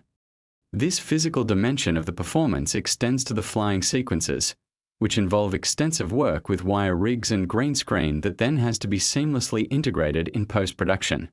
The technology involved in making the superhero powers look believable in the show's heightened realistic aesthetic is genuinely cutting edge, because unlike traditional superhero films, The Boys is trying to make powers look plausible in a world that otherwise resembles our own, which is actually a harder technical challenge than making them look spectacular in a world that is already fantastical. Let me now tell you about something in the writing room that has shaped the show in ways most viewers never consciously register. Kripke has assembled a writing team that brings a very specific set of cultural obsessions and political perspectives to the work. The show has writers who come from backgrounds in political comedy, in drama, in horror, and the way these different sensibilities interact in the room is directly visible in the final product. The Boys is genuinely unusual as a television show in that it can operate simultaneously as sharp political satire, as genuinely affecting emotional drama, and as a horror show with sequences that are legitimately disturbing. The writers have talked about the challenge of maintaining tonal consistency when you are working across such a wide range across a single episode. One scene might be darkly comedic, the next emotionally devastating, the next horrifying, and the challenge is making sure those transitions feel organic rather than jarring. The degree to which the show succeeds at this is really a product of those writers understanding the underlying thematic logic that unifies all those different registers. Because when you understand what the show is actually about, all the different tonal registers make sense as part of a coherent vision. Now let's talk about the character development of the Deep, because Chase Crawford's performance in this role is one of the show's most underrated achievements. The Deep starts out as a figure of contempt, a vain and entitled mediocrity who holds power he has not earned and uses that power abusively. And the show does something genuinely risky with this character across its seasons, which is to make his humiliation and his attempts at redemption genuinely pathetic and yet somehow still sympathetic. You do not forgive the Deep. The show does not ask you to, but you begin to understand him, and that understanding is a kind of dark comedy that Crawford plays with remarkable precision. Crawford has talked about drawing on the specifically coastal elite dimension of the character, the kind of person who has always been handed things and then is completely lost when those things are taken away. There is a very specific American archetype there, the person whose identity is entirely constructed from status and who has nothing underneath when the status disappears. The Deep's arc is in some ways the show's most direct comedy, but it is comedy with a point, about entitlement and accountability and the desperate lengths people will go to in order to avoid genuine self-reckoning. One of the most fascinating creative decisions in the history of the show involves a scene from Season 1 that has become probably the single most talked about and written about sequence in the entire series. I am talking about the whale scene. And what is interesting about the creation of that scene is not just the shock value of it, but the specific creative logic behind it. The writers have talked about how certain scenes in the show are designed to function as gauntlets, as moments that test whether the audience is truly committed to what the show is doing. If you can make it through the whale scene, you have signed on for the full experience. You have accepted the show's terms. This is actually a sophisticated storytelling technique borrowed from literary fiction, where certain passages serve as filters, separating readers who are genuinely engaged from those who are just along for the ride. The most memorable and extreme moments in The Boys are not gratuitous in the sense of being purposeless.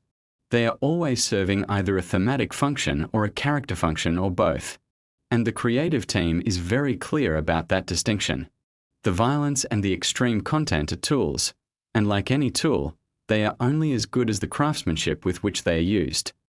Let's talk about something that is genuinely important to understand about the show's relationship with its audience and with its cultural moment. The Boys arrived at a very specific time in the history of superhero entertainment. The Marvel Cinematic Universe was at the absolute peak of its cultural dominance when The Boys launched in 2019. The cultural conversation about superheroes was overwhelmingly positive and celebratory. And into that conversation, The Boys dropped like a grenade. But here is what is really interesting. The show has never been simply anti-superhero. It is not nihilistic about the genre. What it is doing is more sophisticated than that. It is asking what these stories actually mean, what values they reinforce, who they serve, and what they might be distracting us from. Those are legitimate questions, and the fact that The Boys asks them through entertainment, through extremely watchable, extremely well-made television, is precisely why it has had the cultural impact it has. It reaches people who might tune out a lecture but who will absolutely keep watching to find out what happens next. The show's engagement with real-world political events is something the writers have navigated very carefully and very deliberately. Events in the real world have a habit of catching up with the show's fictional scenarios in ways that are sometimes startling. Kripke has talked about moments where the writer's room was working on storylines that then became eerily resonant with actual news events, and the challenge of deciding whether to lean into that resonance or to recalibrate to avoid seeming exploitative. That navigation requires real sensitivity and real craft, and the degree to which the show has managed it successfully is part of why it has maintained its critical reputation across multiple seasons. Now here is something about the production that I find genuinely remarkable. The stunt work on The Boys is, by any measure, some of the most complex and ambitious stunt work happening anywhere in television.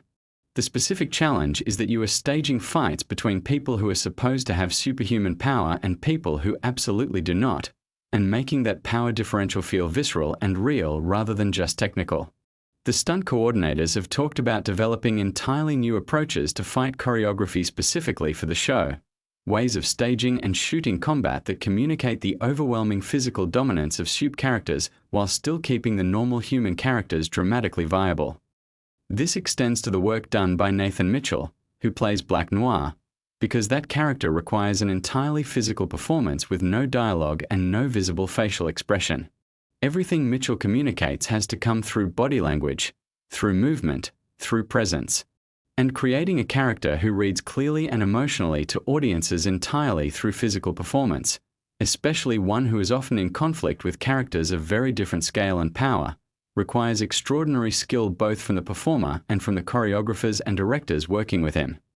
Let me tell you something about the show that I think is the most underappreciated thing about it overall, and that is the quality of its emotional core. For all the conversation about the violence and the satire and the political commentary, The Boys is ultimately a show about people trying to maintain their humanity under conditions that are designed to destroy it. Every major character in the show is engaged in that struggle, whether they know it or not. Billy Butcher is trying to hold on to the love that drives him even as his methods become increasingly monstrous. Starlight is trying to hold on to her values inside a machine designed to commodify them. Even Homelander, in his deeply broken way, is reaching for something like genuine connection, and finding only the hollow performance of it. That emotional architecture is what elevates the show above pure provocation. And it is what keeps audiences coming back season after season, even when the content is genuinely difficult. People are not watching for the spectacle alone. They are watching because they care what happens to these characters, and because the show, beneath all its shock and satire, is genuinely asking meaningful questions about what it means to be human in a world that constantly pressures you to be something else. There is one more thing I want to tell you about before we wrap this up, and it is something that speaks to the long-term ambition of what Kripke and his team have been building. From the very beginning, The Boys was conceived not as a show that would run indefinitely, squeezing content out of a franchise until it collapsed under its own weight, but as a story with a specific ending, a specific destination it was always moving toward. This is increasingly rare in the streaming era, where the commercial incentives push toward endless continuation and spin-off proliferation. The decision to treat the show as a finite story with real stakes and real consequences, where things actually end and characters actually face the results of their choices, is what gives the show its narrative integrity. That commitment to ending, to meaning, to the idea that stories should arrive somewhere rather than just continue forever, is reflected in every creative decision the show makes. The willingness to do irreversible things, to change the status quo in ways that cannot be walked back, to let characters be genuinely lost, is directly connected to the show's awareness that it is building toward something. And that awareness, that sense of purpose and direction, is something audiences feel even when they cannot articulate it. It is the difference between a show that holds your attention and a show that earns it. So the next time you sit down to watch The Boys, I want you to carry some of this with you. Think about the New Zealanders playing the most American archetypes imaginable. Think about the music choices and what they are telling you. Think about the specific emotional wounds that drive every character's choices. Think about the satirical precision underneath all the chaos. Because this show is built with more care and more intention than almost anything else on television right now. And now that you know what to look for, you are going to see it everywhere. If this video gave you something new to think about, hit that like button and let me know in the comments which of these facts genuinely surprised you the most. I am particularly curious whether anyone already knew about the New Zealand connection, because that one gets people every single time. Subscribe if you want more deep dives like this one, because we are just getting started. There is so much more to unpack about this show, and I will see you in the next video. You think you know the boys. You've watched every season, you've followed the drama, you've picked your sides between Butcher and Homelander, and you genuinely believe you've got this show figured out. But here's the thing, there is a mountain of behind-the-scenes chaos, wild creative decisions, bizarre casting stories, and hidden details buried inside the show that most fans have never heard about. And some of this stuff is so strange, so unexpected, that it's going to completely change the way you watch The Boys the next time you sit down with it. So stay with me, because we are going deep today. Let's start with something that might genuinely shock you. The Boys almost didn't exist in the form you know it. The comic series by Garth Ennis and Derek Robertson, which the show is based on, was originally published by DC Comics under their Wildstorm imprint. Now here's where it gets interesting. DC actually cancelled the comic after just 6 issues. They pulled the plug on it because the content was considered too extreme, too offensive, and too politically charged even for a mature imprint. Ennis and Robertson had to take the book elsewhere, and it eventually found a home at Dynamite Entertainment, where it ran for its full 72-issue run. If DC had simply continued publishing it, the trajectory of how this story reached mainstream audiences might have looked completely different. The cancellation arguably gave the book more underground credibility and cult status, which eventually made Amazon take notice. Speaking of Amazon, the journey from comic to screen was not smooth or quick. The show went through years of development purgatory before it actually got made. Seth Rogen and Evan Goldberg, who serve as executive producers, were involved in bringing the project to life, but it bounced around different networks and studios before Amazon Studios finally committed to it. There were genuine moments where it looked like the show was never going to happen at all. The subject matter was considered too risky, too controversial, and too difficult to market to a mainstream audience.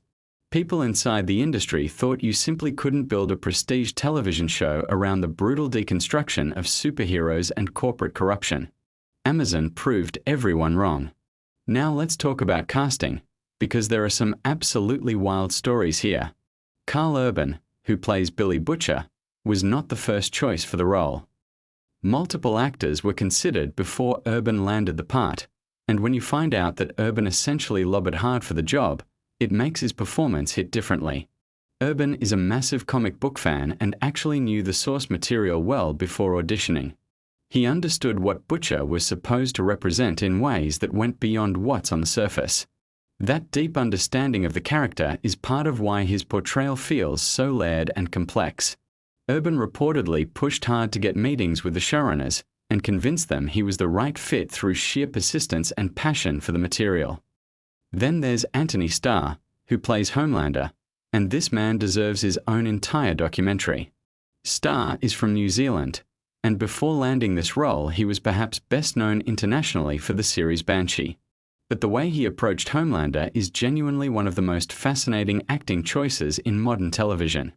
Starr has talked about how isolating it was to play the character, because Homelander is so thoroughly repellent and disturbing that he had to maintain a certain psychological distance from other cast members to preserve the on-set dynamic. The character works partly because of real tension between Starr and the rest of the cast, and Starr has leaned into that deliberately.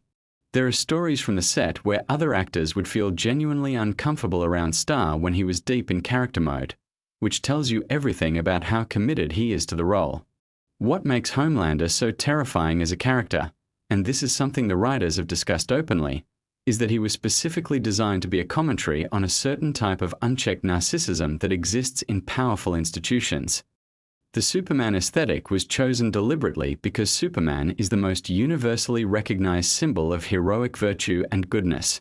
Corrupting that image completely was the entire point. Every time Homelander does something monstrous while wearing that suit, the visual dissonance is the statement.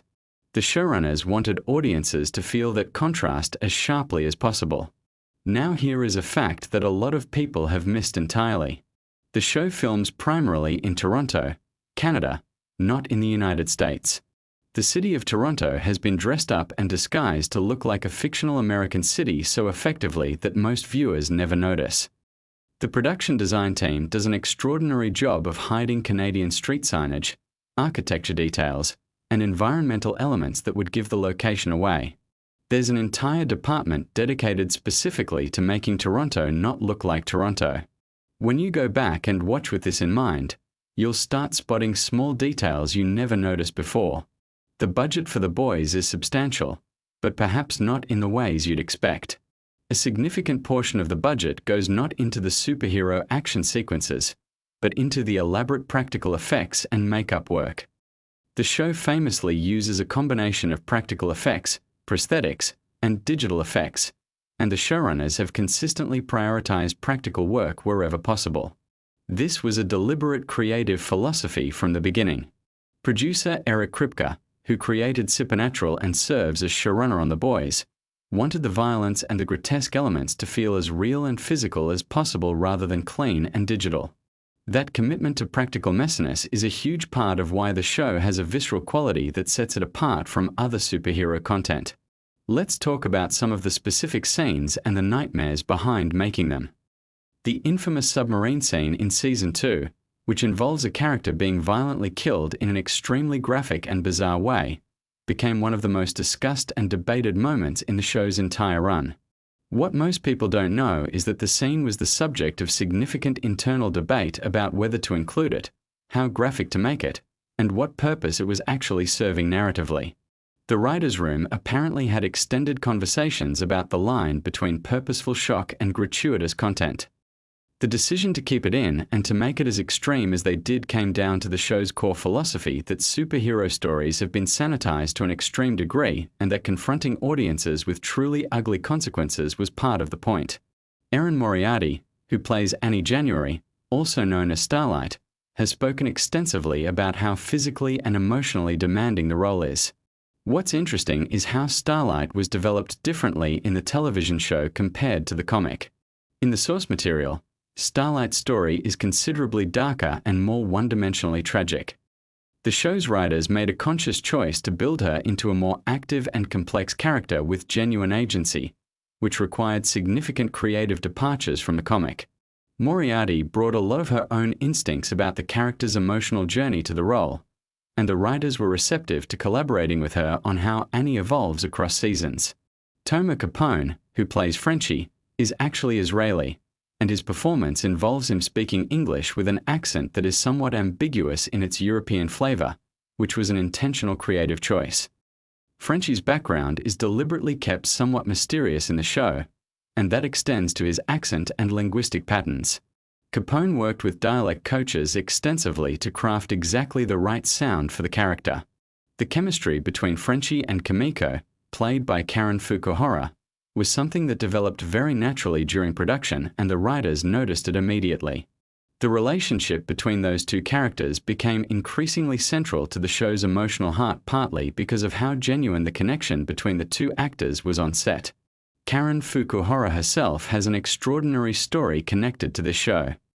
Her character Kimiko is almost entirely nonverbal, communicating primarily through physicality, expression, and sign language.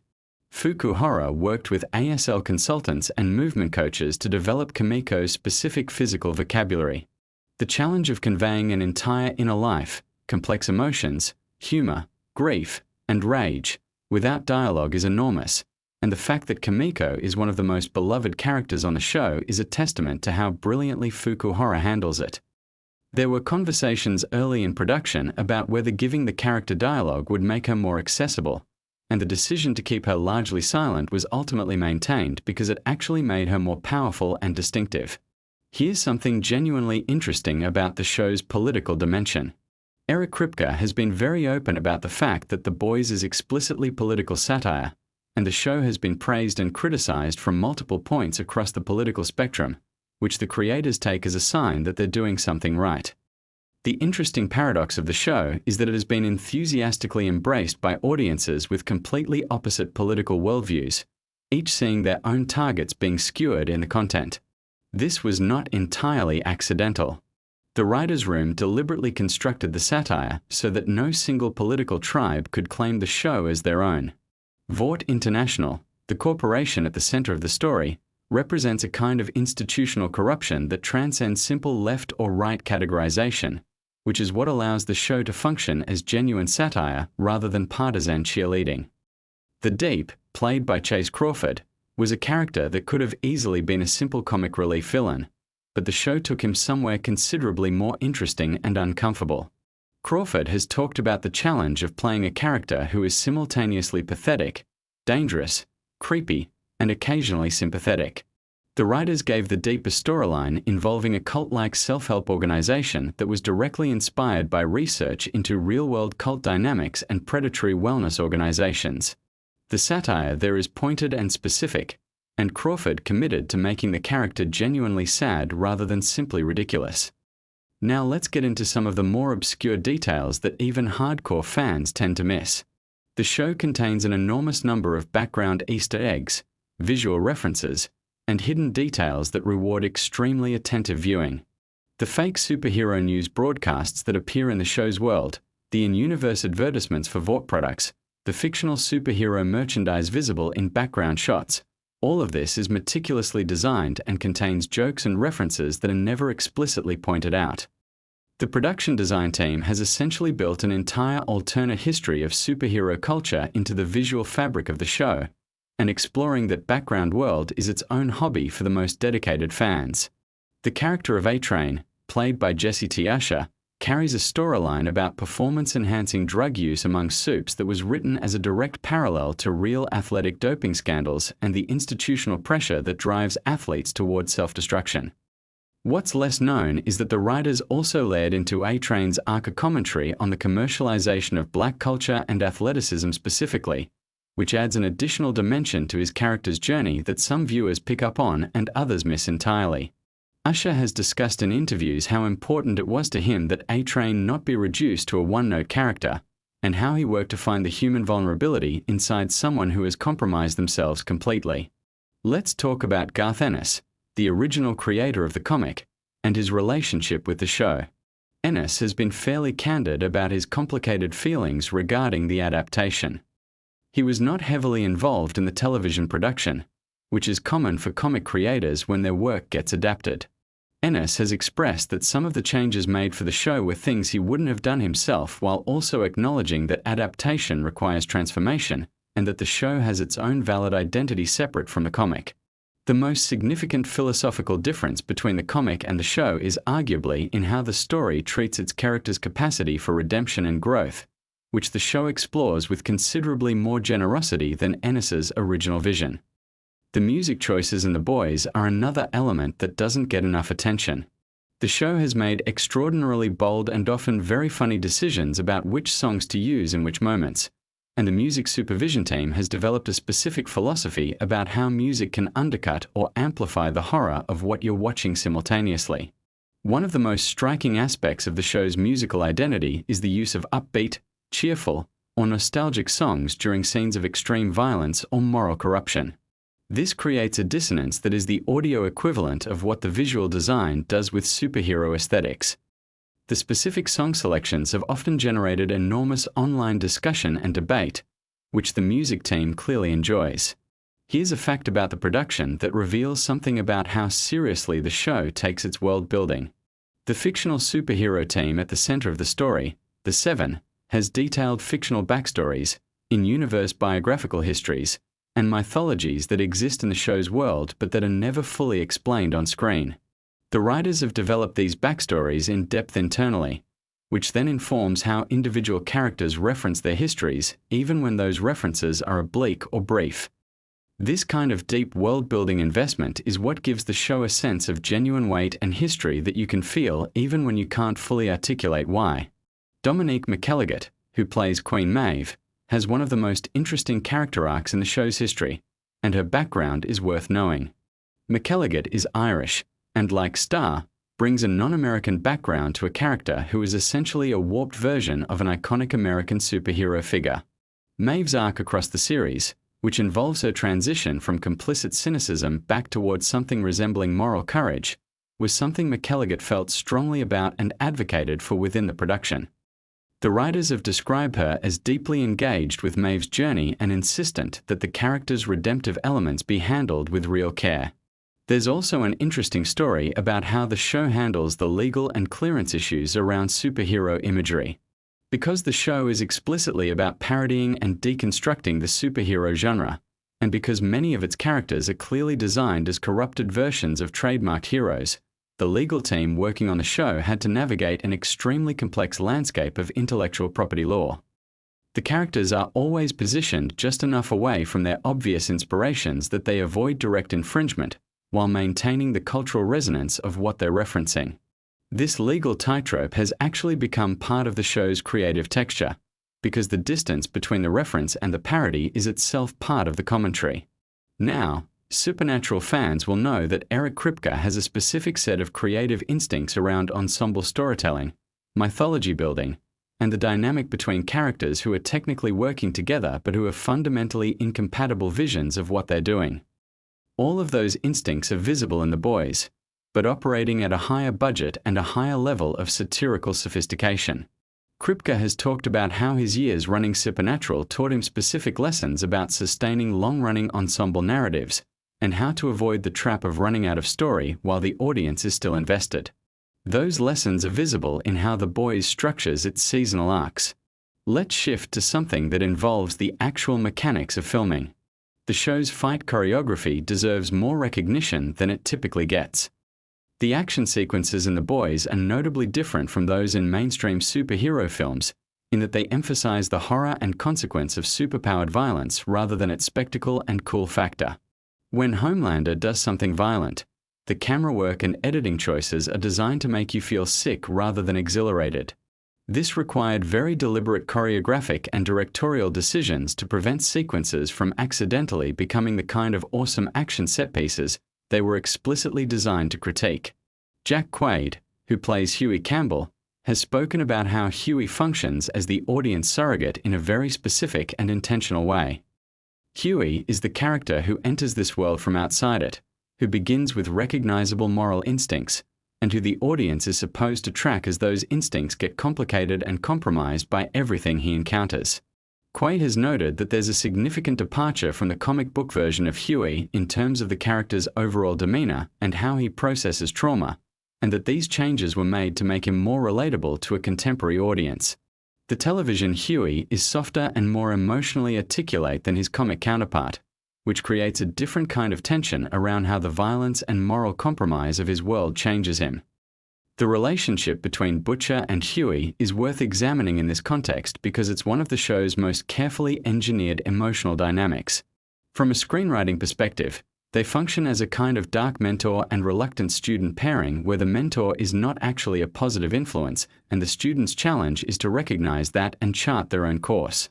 Urban and Quaid have discussed how they work to find the genuine affection underneath Butcher's manipulative exterior, because without that affection, the relationship wouldn't work emotionally. Audiences need to believe there's something real between them, even while the show is clearly demonstrating that Butcher is using and corrupting Huey. Here's a lesser-known production detail. The show employs a significant number of consultants from various specialized fields who review scripts and production details for accuracy and resonance. This includes people with backgrounds in corporate communications, military operations, government intelligence, and public relations, all of whom contribute to making Vought International feel like a plausible and terrifyingly real kind of institution. The PR machinery around the Seven, the way Vought manages scandals and controls narratives, is written with a specificity that comes from actual understanding of how those systems work in real organizations. That research investment shows in the texture of the show. Something that has come up in multiple interviews with the creative team is the deliberate choice to make Vought International function as a critique of entertainment corporations specifically as much as a more than a generic corporate villain. The way Vought uses superhero mythology to sell products, manage public perception, and create emotional dependency in consumers is a portrait of how certain real entertainment conglomerates operate that is sharper and more pointed than it might initially appear. The show is in some sense a piece of entertainment criticizing the entertainment industry's own manipulation of audiences, which gives it a self-aware quality that adds depth to the satire. The spin-off series Gen V, which centers on a college for superpowered young people run by Vought, expanded the world of The Boys significantly and introduced a new generation of characters. What's interesting from a production standpoint is that Gen V was developed as a genuine creative expansion rather than simply a cash grab extension of the main series. The creative team on Gen V was given real latitude to explore different tonal registers and thematic territory, resulting in a show that feels connected to The Boys but distinctive in its own right. The relationship between the two shows in terms of how events in one affect the other was planned with considerable care to ensure continuity without either show being dependent on the other for comprehension. Let's talk about the show's approach to religion, because it's another element that tends to generate a lot of conversation. The Boys takes a complex and often darkly satirical view of how religion intersects with celebrity and power, and this is handled with more nuance than a simple anti-religious stance. The show is critical of how religious imagery and rhetoric get weaponized by powerful figures rather than being broadly dismissive of faith itself. This distinction is important and deliberate.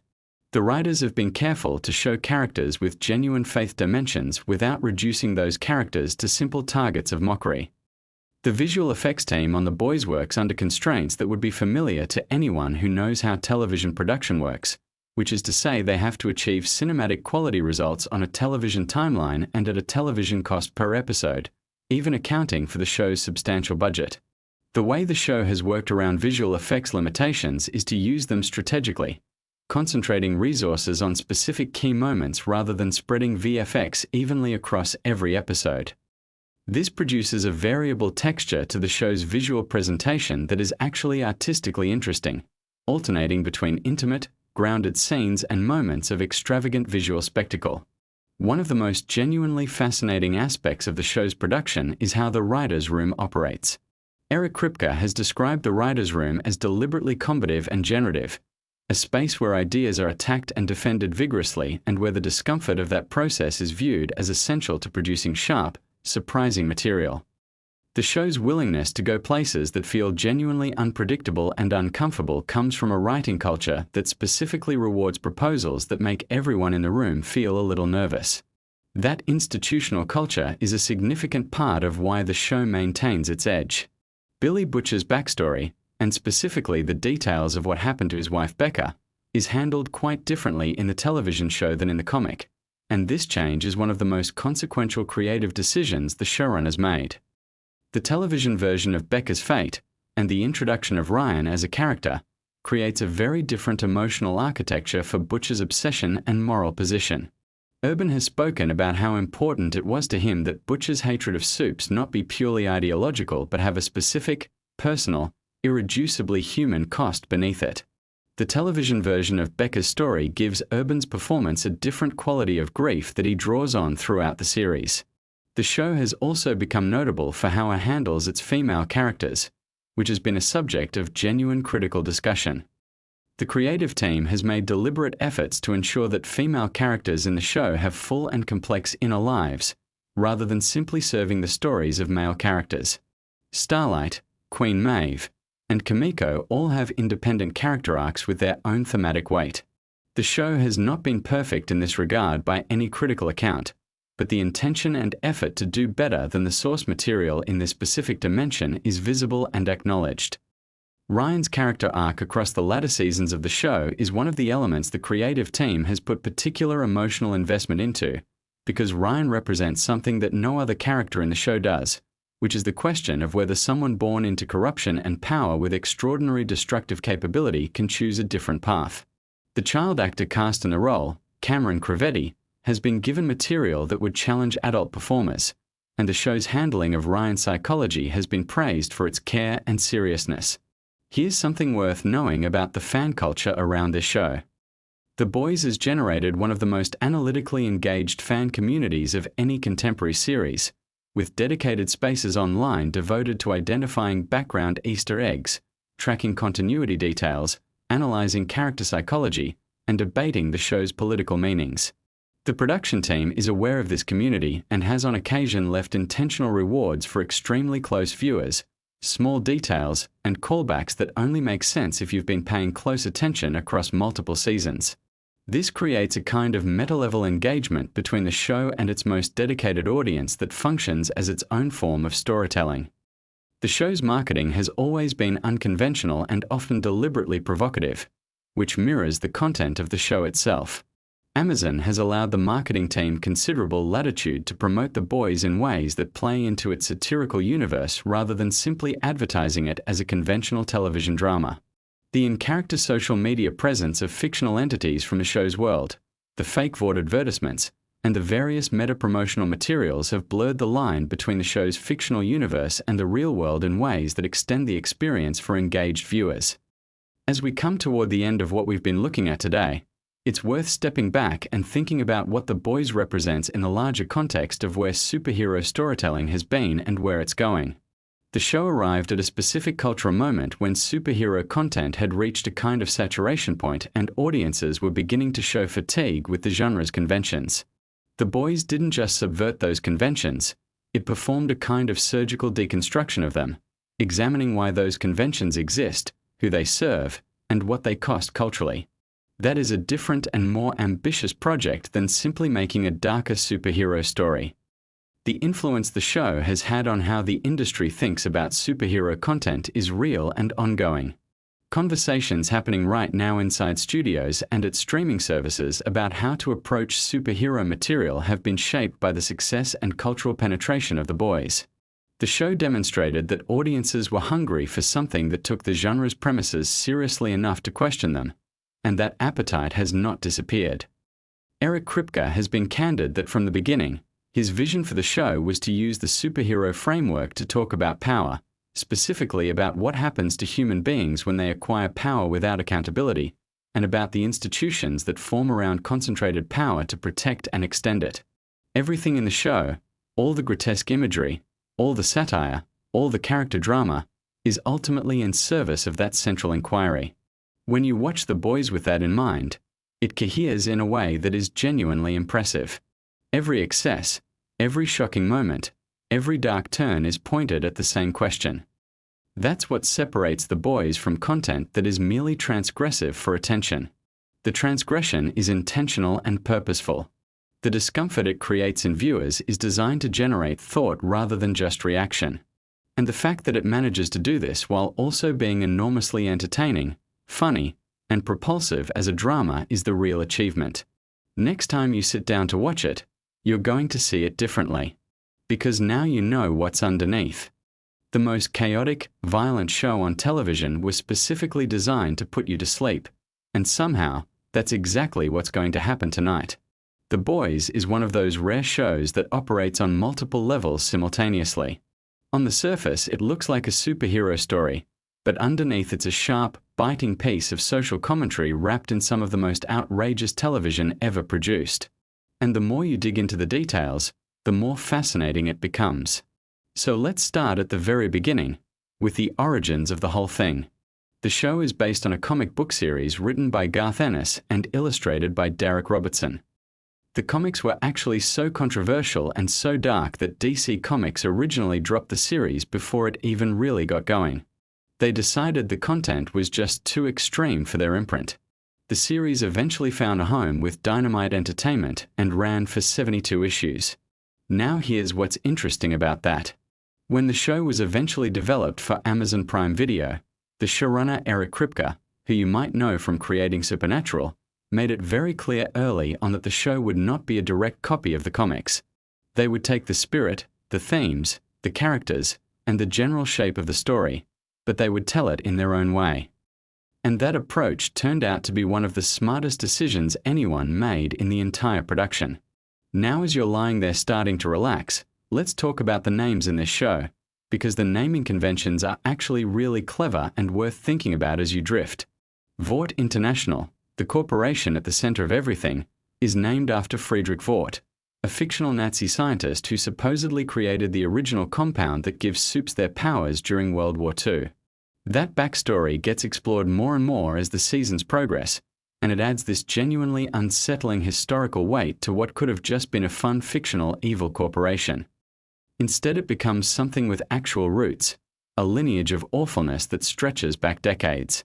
There's real craft in that kind of world building, and it rewards viewers who pay attention. Speaking of world building, the show creates an entire fictional media landscape around Vought. There are fake movie trailers, fake news networks, fake merchandise, fake social media personalities for the superheroes. The level of detail that the production team puts into this parallel world is genuinely remarkable. There are actual functioning websites for Vought International, fake social media accounts for characters like Homelander and Starlight, and promotional materials that get released online to build hype before new seasons. It's one of the most immersive transmedia experiences any streaming show has ever created. And it works because it mirrors our actual world just closely enough to feel a little too real. Let's take a quiet moment and think about Homelander, because he is one of the most carefully constructed villains in recent television history. Anthony Starr, the actor who plays him, is actually from New Zealand. And he has spoken in various interviews about the psychological research he did to prepare for the role. Homelander is not just a powerful bad guy. He's a deeply traumatized individual who was essentially raised in a lab, denied genuine human connection, and turned into both a weapon and a product simultaneously. The team at the show worked to create a character who is terrifying but also, in very specific moments, genuinely pitiable. Not sympathetic in a way that excuses his actions, but pitiable in a way that makes you understand how someone becomes a monster. And here is something that's really interesting to hold on to as you relax. The show consistently explores this idea that fear and power interact in very specific ways. Characters who are visibly afraid of Homelander often end up in worse situations than characters who manage to hold their ground or show him genuine humanity. That's not just a plot mechanic. It's actually rooted in real psychology around dominance and submission dynamics. The writers clearly thought carefully about how power operates, not just in superhero stories, but in corporations, governments, and interpersonal relationships. That's the kind of intellectual depth that makes The Boys worth thinking about even when you're winding down. Now let's float over to talking about the cast, because there are some wonderful little facts here that you might find soothing to drift through. Karl Urban, who plays Billy Butcher, kept his American accent throughout filming for the first several seasons, which is especially impressive given that Urban is a New Zealander. His natural accent is actually quite different from Butcher's specific British working-class voice, which itself required significant dialect work. So Urban was doing a British working-class accent while being a New Zealander working primarily in North America. That's 3 layers of performance just in the voice. Jack Quaid, who plays Huey Campbell, is the son of actors Dennis Quaid and Meg Ryan. He actually modeled some of Huey's nervous energy and emotional accessibility on his own natural personality, describing himself as someone who genuinely feels things deeply and tends to show it. And it shows on screen, because Huey is one of the few characters in the entire show who consistently operates from a place of genuine moral feeling rather than pragmatism or self-interest. He's often wrong about how to act on that moral feeling, but the feeling itself is always real. That's what makes him such an effective anchor for the audience. As you settle deeper into comfort, let's talk about the title cards and episode naming conventions, because there's real thought here too. Episodes of The Boys are often titled after songs, album names, or cultural references that thematically connect to what happens in the story. The show uses these titles as a kind of secondary layer of meaning, a hint at the emotional register of what you're about to watch. For people who catch the references, there's an extra layer of satisfaction. For people who don't, the episodes still work perfectly on their own terms. That's good design. It works on multiple levels without requiring any particular prior knowledge. The production design of The Boys is something that deserves its own appreciation. The Seven's headquarters, the tower, the corporate spaces, all of that was designed to feel like the nightmare version of what you might imagine a superhero-themed corporation actually looking like. Sleek, expensive, deliberately intimidating. The production team drew on references from real corporate architecture, the kind of glass and steel aesthetic that major tech companies and financial firms use to project power and permanence. By putting superheroes in that specific visual context, the show immediately signals that this is not your typical superhero story. This is a story about what happens when power goes entirely unchecked. Let me drift us towards something a little more specific and fun. The Legend of the Legend character, played by Paul Racer, is designed as a nod to real figures from comic book history. In the comics, the character was conceived as a reference to legendary creators who built entire fictional universes and whose legacy became complicated over time. The show uses the character somewhat differently, as a kind of institutional memory for the world of Vought, someone who was there at the beginning and carries all that complicated history. Paul Racer brings a genuine warmth and world-weariness to the role that makes the character immediately compelling even without all the context. Something that's easy to miss but worth appreciating as you drift is how the show handles its supporting characters. Even minor characters who only appear in a handful of scenes tend to have coherent internal logic. They have things they want, things they're afraid of, reasons for their behavior that make sense within the world. That kind of consistency is extremely hard to maintain across a large ensemble cast over multiple seasons, and it speaks to a writer's room that takes its work seriously even when the content on screen is absolutely ridiculous. Now let's think about the physical production of the show for a moment, because it was filmed primarily in Toronto, Canada, with occasional location shoots elsewhere. Toronto is one of the great filming cities in the world precisely because it can convincingly double for so many different American environments depending on how you shoot it. The production team was skilled at using the city's varied architecture to create different feels for different parts of the fictional world. The corporate Vought spaces feel different from the street-level neighborhoods where Butcher and his crew operate, and that visual distinction is part of how the show maintains its thematic contrasts. Take a slow breath in and out. Let's talk about the soundtrack choices on the show, because they're frequently surprising and always intentional. The music supervisors have a talent for selecting songs that create ironic contrast with what's happening on screen. Extremely violent or disturbing sequences are sometimes scored with cheerful or nostalgic music, and that juxtaposition does something interesting to your experience as a viewer.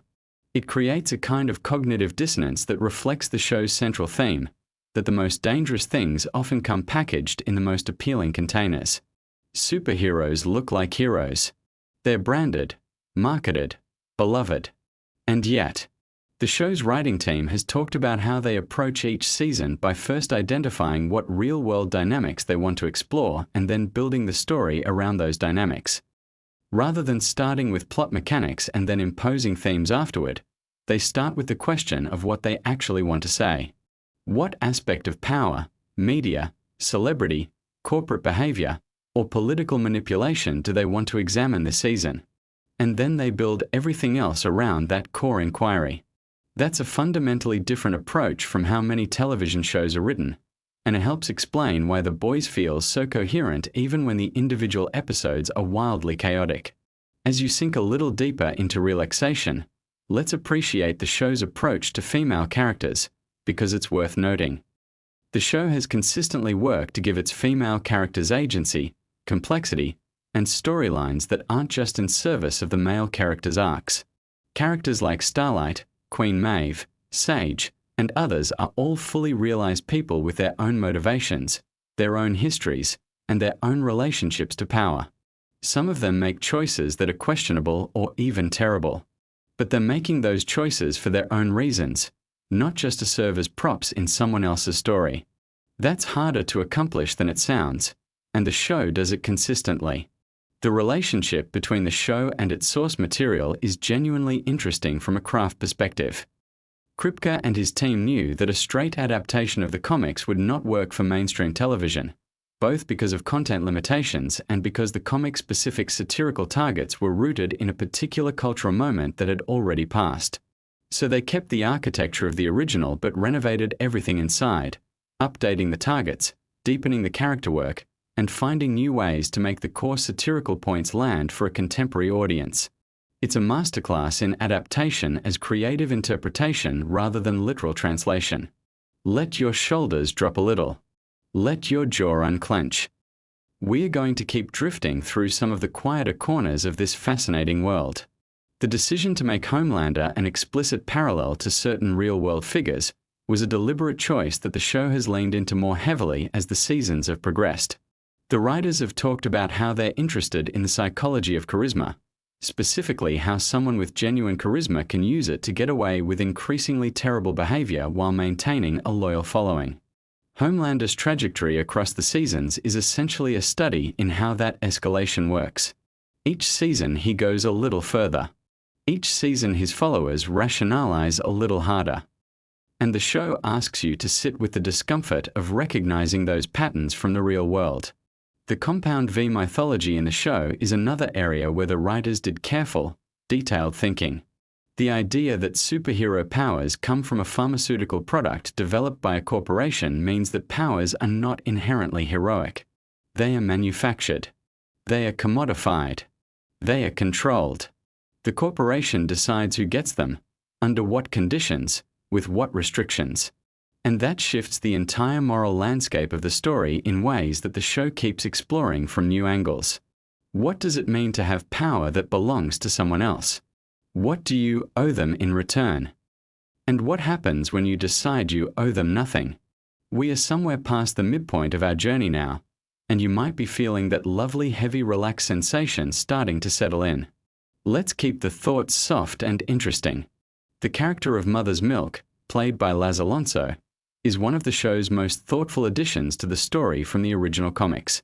The television version of the character has a much more developed personal life, with family relationships and a specific history with Vought that gives his involvement in the boys' mission a personal dimension beyond just general opposition to corporate superheroism.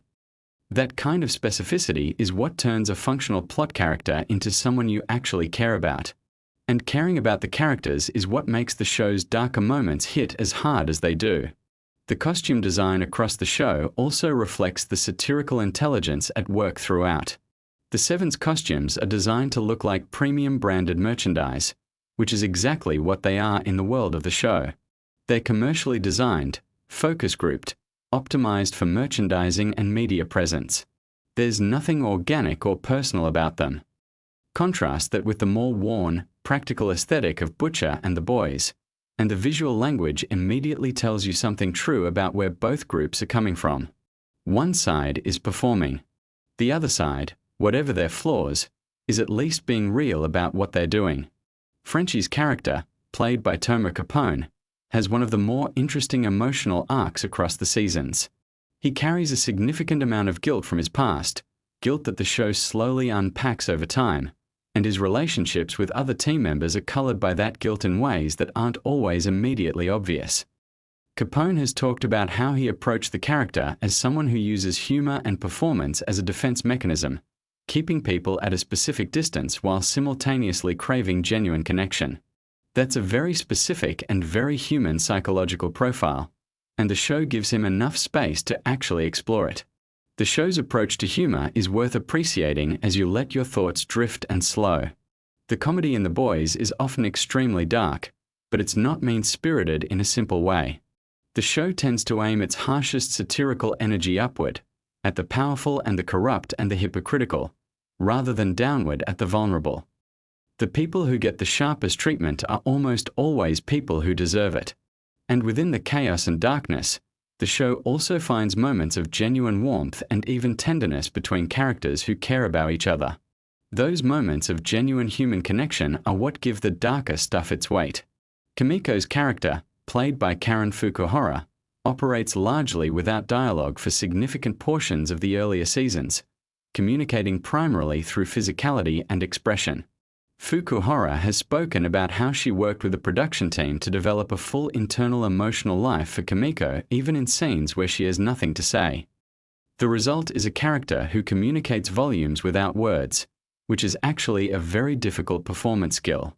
Every fight sequence Kimiko is in is also choreographed to reflect her specific character rather than just generic action choreography. The way she moves tells you who she is. Let the thoughts come slower now. Let them float rather than race. One of the things that makes The Boys genuinely distinctive in the landscape of prestige television is its willingness to be genuinely uncomfortable. Not just edgy or provocative for attention, but actually uncomfortable in ways that make you think about your own relationship with the things being satirized. How much of your media consumption is driven by parasocial attachment to celebrity rather than actual values alignment?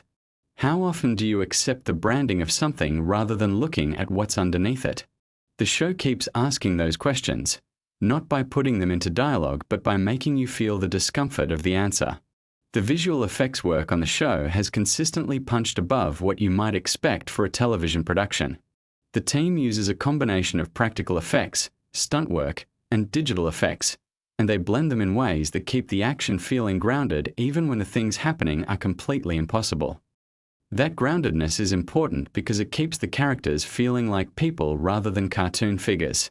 And when the characters feel like people, the story can actually mean something. Ashley's character arc across the seasons is one of the more quietly interesting threads in the whole show. She starts as a corporate functionary, someone who has genuinely sacrificed her better instincts in service of institutional advancement. And she stays in that compromised position through sheer determined avoidance of anything that might get her noticed or eliminated. There's something both comic and genuinely sad about a character whose primary survival strategy is to become as invisible and inoffensive as possible while surrounded by chaos. And the show is smart enough to acknowledge both dimensions without letting either overwhelm the other. Your breathing is probably slower now. Your body heavier. This is a good place to be. The show's satirical targets have shifted slightly from season to season as the real-world context has evolved. What started primarily as a satire of superhero media and corporate power has expanded to include social media dynamics, political demagoguery, religious institutions, and the psychology of movements built around charismatic but deeply flawed leaders. The writers have proven consistently willing to follow the thematic logic wherever it leads rather than staying in a comfortable lane. That's riskier, and it occasionally means the show overreaches, but it also means it stays genuinely engaged with the world rather than just recycling the same observations. Soldier Boy's character, played by Jensen Ackles, was a significant addition to the later seasons. Ackles, who had worked with Kripke on Supernatural, brought a specific kind of effortless charisma to the role that serves the character perfectly. Soldier Boy is supposed to feel like a certain era's idea of heroism, confident, physical, unreflective, deeply rooted in a set of values that look romantic from a distance and deeply problematic up close. Ackles plays all of that in a performance that's funny and disturbing in roughly equal measure, which is exactly the balance the show was going for. The show's depiction of media dynamics is one of its most consistently sharp satirical elements. Vought functions like a media company as much as anything else, because its superheroes are intellectual properties as much as they are people. They are brands. Their public images are managed with the same ruthless professionalism that any corporation would apply to its most valuable assets. And the show keeps returning to the gap between that carefully managed image and the reality underneath. That gap is where the horror lives. And also, frequently, where the comedy lives. As you settle towards sleep, hold on to this last thought.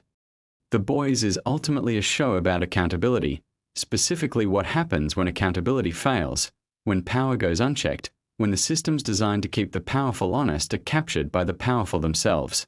And what it asks is whether ordinary people with ordinary resources and deeply imperfect characters can find ways to hold on to something true in that environment. It doesn't always give optimistic answers, but it takes the question seriously. And that seriousness, underneath all the chaos and the outrageous spectacle, is what makes it matter. Let your thoughts drift now like the quietest possible version of this enormous chaotic world. Just the interesting ideas floating by without weight or urgency. The craft that went into building it. The care that went into the characters. The intelligence underneath the madness. Let all of it carry you gently down into a deep and restful sleep. You've earned it. Good night. Before Carl Urban ever said a single word as Billy Butcher, the showrunner behind Supernatural sat down and made a quiet decision that would change how millions of people think about superheroes forever. The Boys premiered on Amazon Prime Video on July 26, 2019. The first season dropped all 8 episodes at once, which was a deliberate choice. The creators wanted viewers to experience the story as one continuous journey rather than waiting week to week. It was a binge-first design, and it worked. The show immediately captured millions of viewers and sparked conversations that spread across every corner of the internet. But long before anyone watched a single frame of that show, it existed as a comic book. Garth Ennis and Derek Robertson created The Boys as a comic series that ran from 2006 to 2012. The source material was even more extreme than what made it to television. Showrunner Eric Kripke, who you might know from creating Supernatural, took the comic and carefully shaped it into something that could work as a prestige streaming drama without losing its sharp satirical edge. That balancing act was one of the most interesting creative challenges the production team faced. Eric Kripke has spoken openly about how the show functions primarily as political and social satire. The superheroes in the world of The Boys are not noble protectors. They are corporate products managed by a company called Vought International. Everything about them, their image, their merchandise, their public appearances, is manufactured and controlled. Kripke wanted to use that fictional world as a mirror held up to real celebrity culture, corporate power, and media manipulation. The result was something that felt uncomfortably familiar. Let's talk about the casting process because it was genuinely fascinating. Karl Urban, the actor who plays Billy Butcher, the fierce and relentless leader of The Boys, was not the first person considered for the role. The character is described as having a very specific energy, a coiled tension beneath every word, a volcanic anger always threatening to erupt. Urban brought something irreplaceable to that character. His performance is layered with pain and conviction in a way that made audiences deeply invested in a person who is objectively doing morally questionable things. Urban himself prepared for the role by leaning into the character's backstory, particularly the traumatic loss that drives Butcher's obsession with superheroes. That grief is what makes Butcher understandable even when he's not sympathetic. It's one of the more sophisticated character constructions in the first season. Now here's something that might surprise you. Anthony Starr, who plays Homelander, the show's primary antagonist, is actually from New Zealand. His natural accent is nothing like the polished, all-American voice he uses as Homelander. Starr worked extensively with a dialect coach to perfect that voice, because Homelander needed to sound like the idealized version of American heroism, the kind of voice that reads as trustworthy and wholesome even when everything else about the character is deeply wrong. Anthony Starr has described Homelander as one of the most challenging roles he has ever taken on. Not physically, but psychologically.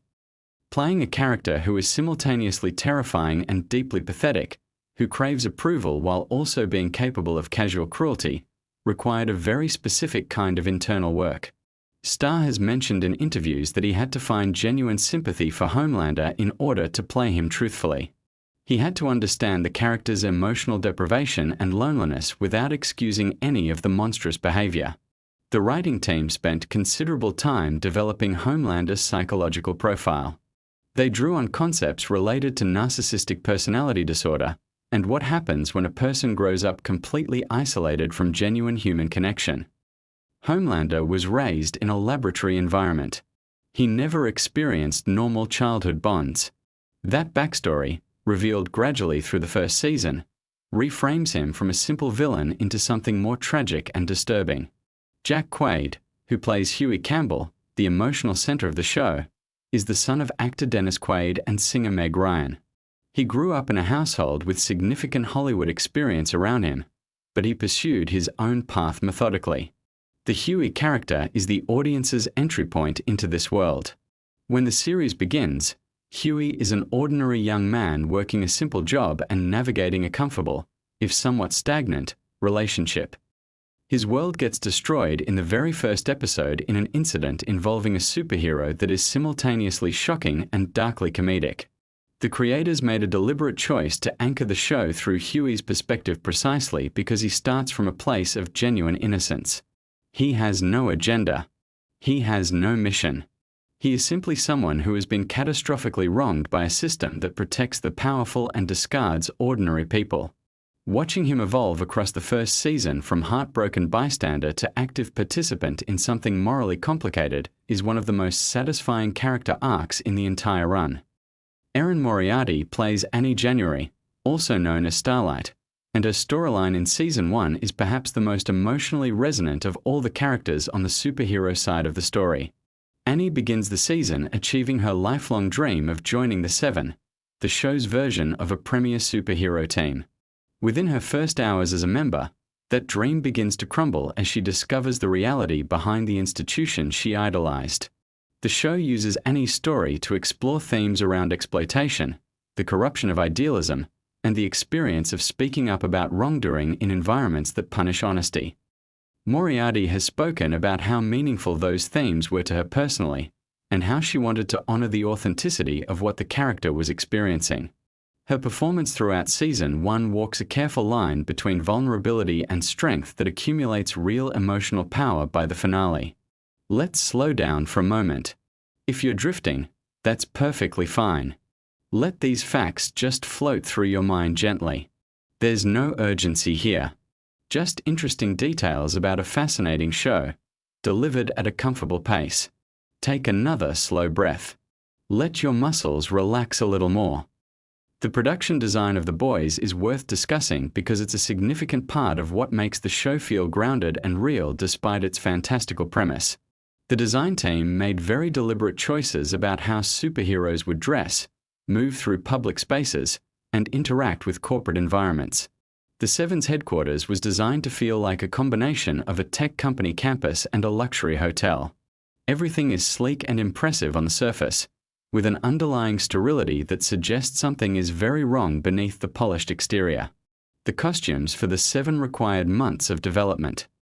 Homelander's suit in particular was engineered to communicate specific things about the character.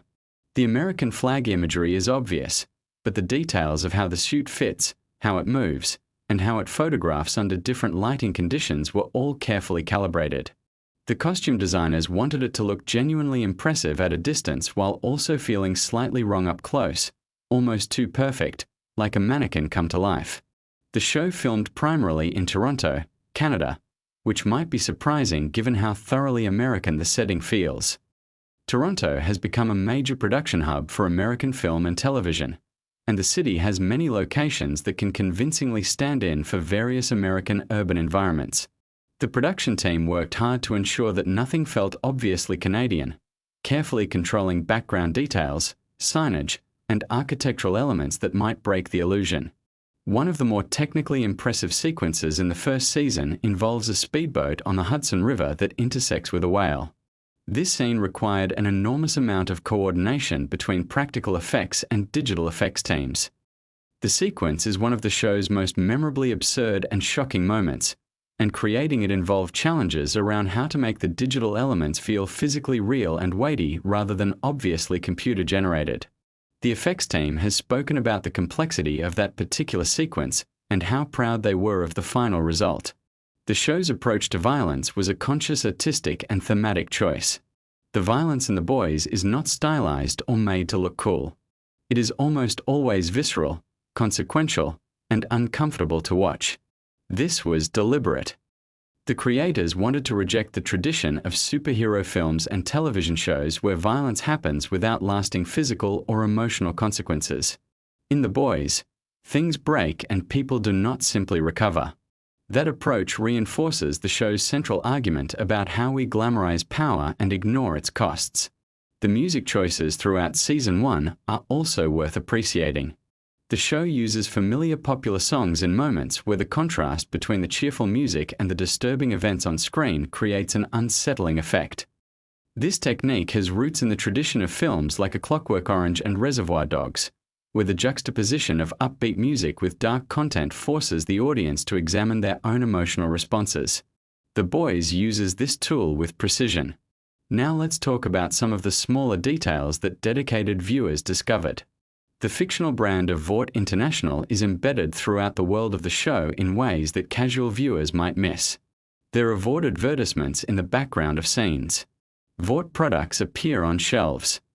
The company's influence is visible in every corner of the world these characters inhabit, which reinforces the idea that Vought is not just a powerful company but a totalizing presence in the culture of this fictional America.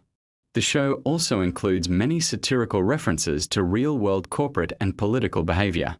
When Vought executives discuss strategy, Their conversations echo actual discussions that happen in boardrooms around marketing, crisis management, and the protection of brand value. When politicians in the show debate whether superheroes should be incorporated into the military, the arguments mirror actual debates about corporate power and the relationship between private entities and government functions. These parallels are entirely intentional. Elizabeth Shue plays Madeline Stillwell, a senior Vought executive who manages Homelander among other heroes. Her performance is fascinating because she plays a character who is completely comfortable with moral corruption while maintaining a surface warmth and professionalism. Stillwell is one of the more chilling figures in the first season because she never seems frightened by what she knows about the people she manages. The dynamic between Stillwell and Homelander is one of the first season's most psychologically interesting relationships. Chase Crawford plays the Deep, a member of the Seven whose storyline in Season 1 functions as both satire and a surprisingly earnest exploration of accountability. The Deep believes himself to be a significant and respected figure. The reality is more complicated. Crawford has spoken about how he appreciated the writers giving the character genuine consequences for his actions, while also allowing space for the audience to understand how someone could be simultaneously culpable and limited in their self-awareness.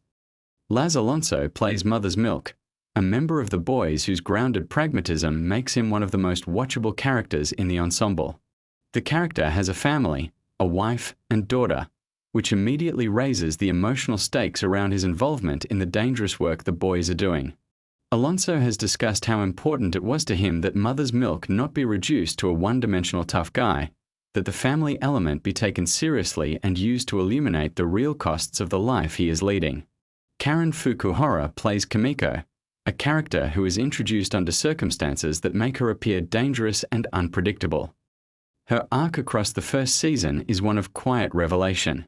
As audiences learn more about where she came from and what was done to her, the character shifts from a threat to someone who is herself a victim of the same system the Boys are fighting against.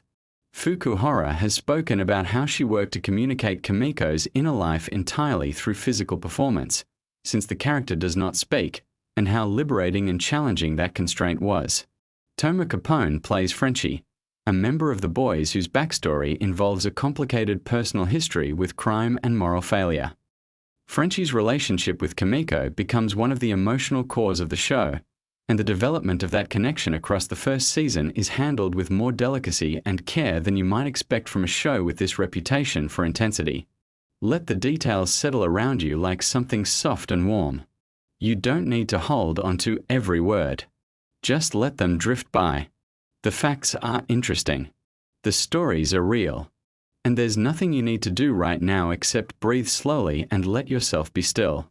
The showrunners have discussed how the first season was deliberately structured to escalate in a specific way. The opening episodes establish the world and introduce the central characters. The middle episodes deepen the stakes and complicate the moral landscape. The final episodes push every character to a point where they cannot return to where they started. This three-act structure is applied both to the season as a whole and to individual episodes. One of the creative decisions that had the biggest impact on how audiences received the show was the choice to make the Boys themselves morally compromised. These are not simply heroic rebels fighting an evil system. They use deception, manipulation, and violence. Billy Butcher makes choices throughout the first season that are difficult to defend. The audience is asked to root for people who are themselves capable of serious wrongdoing, which creates a more honest and uncomfortable viewing experience than most superhero narratives offer.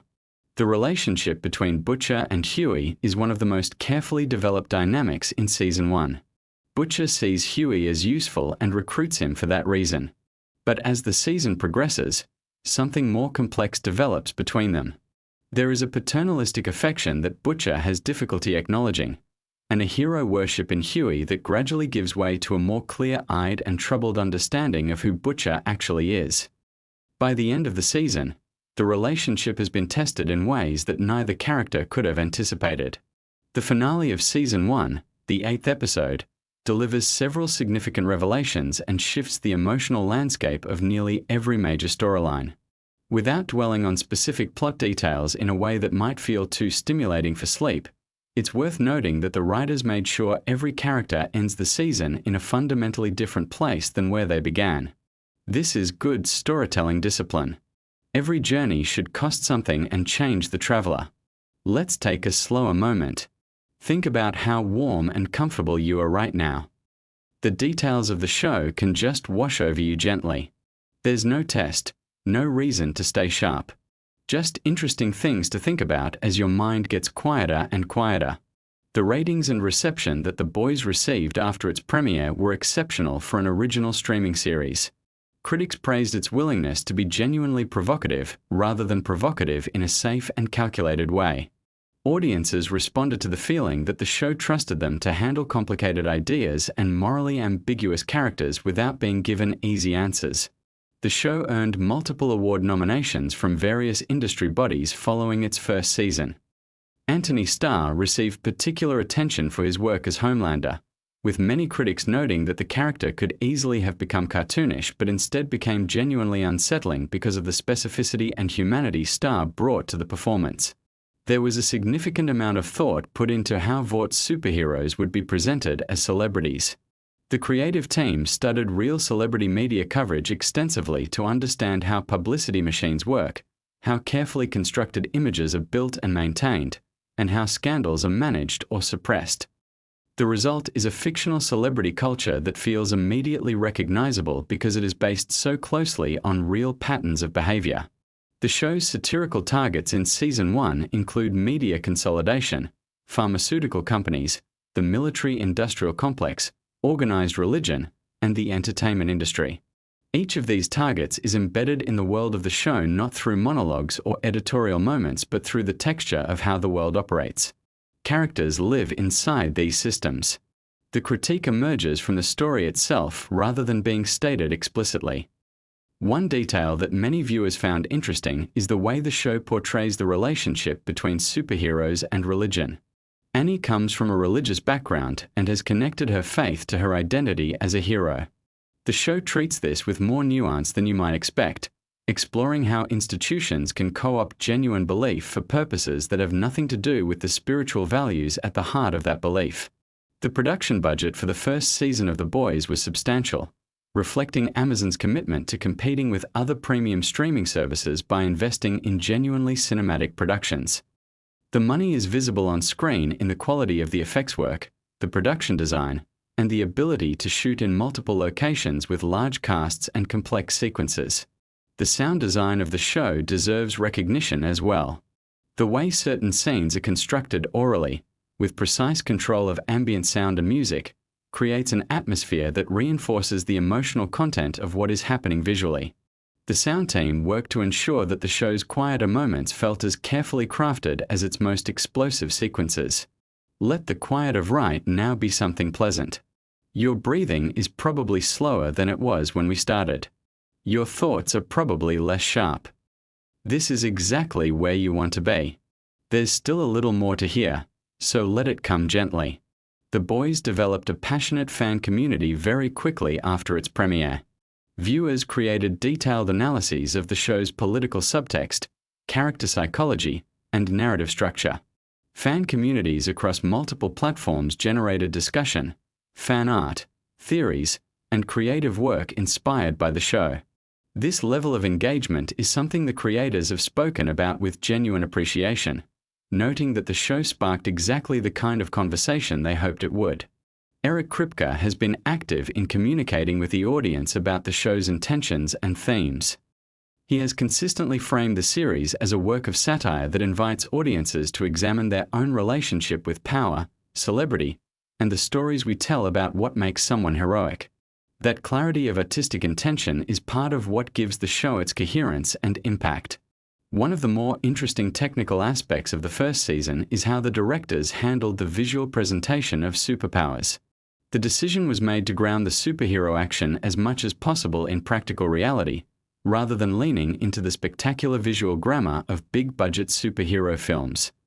Powers are shown with a focus on physical cause and effect, on weight and mass and consequence, rather than as sources of cinematic wonder. This approach is another expression of the show's central thesis about demystifying power. The writing room for the first season was diverse in terms of perspective and background, which contributed to the range of angles from which the show examines its themes. Multiple writers brought different life experiences and areas of expertise to the development of storylines and characters, which is visible in the texture and specificity of the world the show creates.